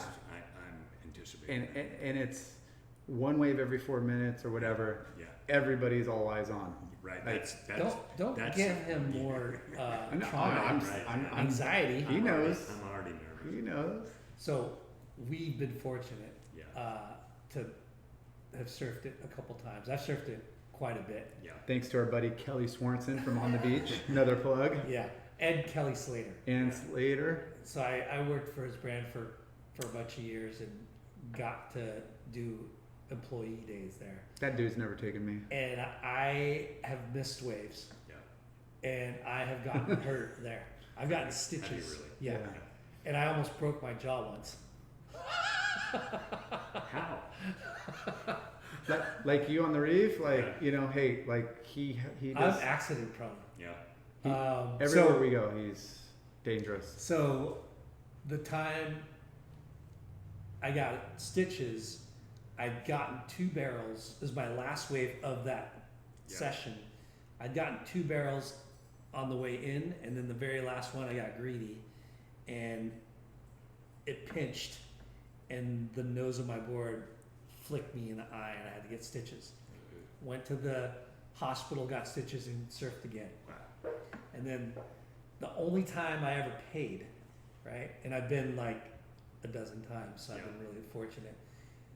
I'm trying to get tubed backside, and I went up and over the lip and landed on the side of my face on my fin. Luckily didn't slice myself open, but freaking hit it pretty hard. Probably got concussion and stuff. So yeah. Gnarly. But you have to go. Yeah, You gotta I've seen the videos. bucket list. Yeah, and everyone says your first 2 waves are going to be so embarrassing. It's just catching the wave is a trick. Yeah. Everything. Yeah. But the layout, the accommodation, everything is just so memorable, and the staff and the food and the who you're with, and is just as important as the wave. You want to be there with the good people, and I mean, not that you wouldn't, but that's how they make it. It's very. I want to be there by myself. There you go. I was gonna Hey, say you can't ride all those ways. Hey, I'll take a couple yeah. of scraps. I'll sit on the inside just in case you miss or fall. and I'll sit on the other side. But I was gonna say, hot tip is go with a bunch of like professionals that take years off, and they finally reward themselves, right? Doctors, lawyers, whatever, Right. scientists. Yeah, That's your trip. that's me. Yeah, That's my trip. but you're secretly training at somewhere So before. I know you probably want to Yeah, get going here. this has been great. What time is it? I mean, It goes so quick. this is 2.5 hours. I can't believe it. I know. It goes quick. 6:36 already. Yeah. So you're working on something, Yeah. and when should we, or hopefully, When should you see it? yeah. It's a good question. You always see you're at the mercy of decision makers and agents, lawyers, executives, lots of different variables, Yeah. and so you can never make a good prediction. But I can tell you that I know where I want to make it. I know who I want to make it with. So I've taken a lot of that guesswork out of the equation. So whenever you get the A-OK, it's game on. Yeah. Awesome. Yeah, And I'll come back and do this podcast. Yes. And we can talk about that movie. Yes. And you say, what happened? You said it was going to be a hit. yeah, we'd be honored, and we'd be super. Well, hopefully it's a Appreciate huge hit, Yeah. and then you can rent the pool, and we'll do the podcast Put that in the there. budget. Live at the surf ranch. Yeah. Well, thank you so much, Yeah. Chris. This has been great. I'm so glad I ran into you at the Yeah, charity thanks event. to Danny Kwok. Yeah, Exactly. Now, I have Danny. My history with Danny is so interesting. I mean, that I would know him since he was a teenager, and now we live in the same town. We've gone out to dinner, and he's one of the most generous, So epic. kind, Yeah.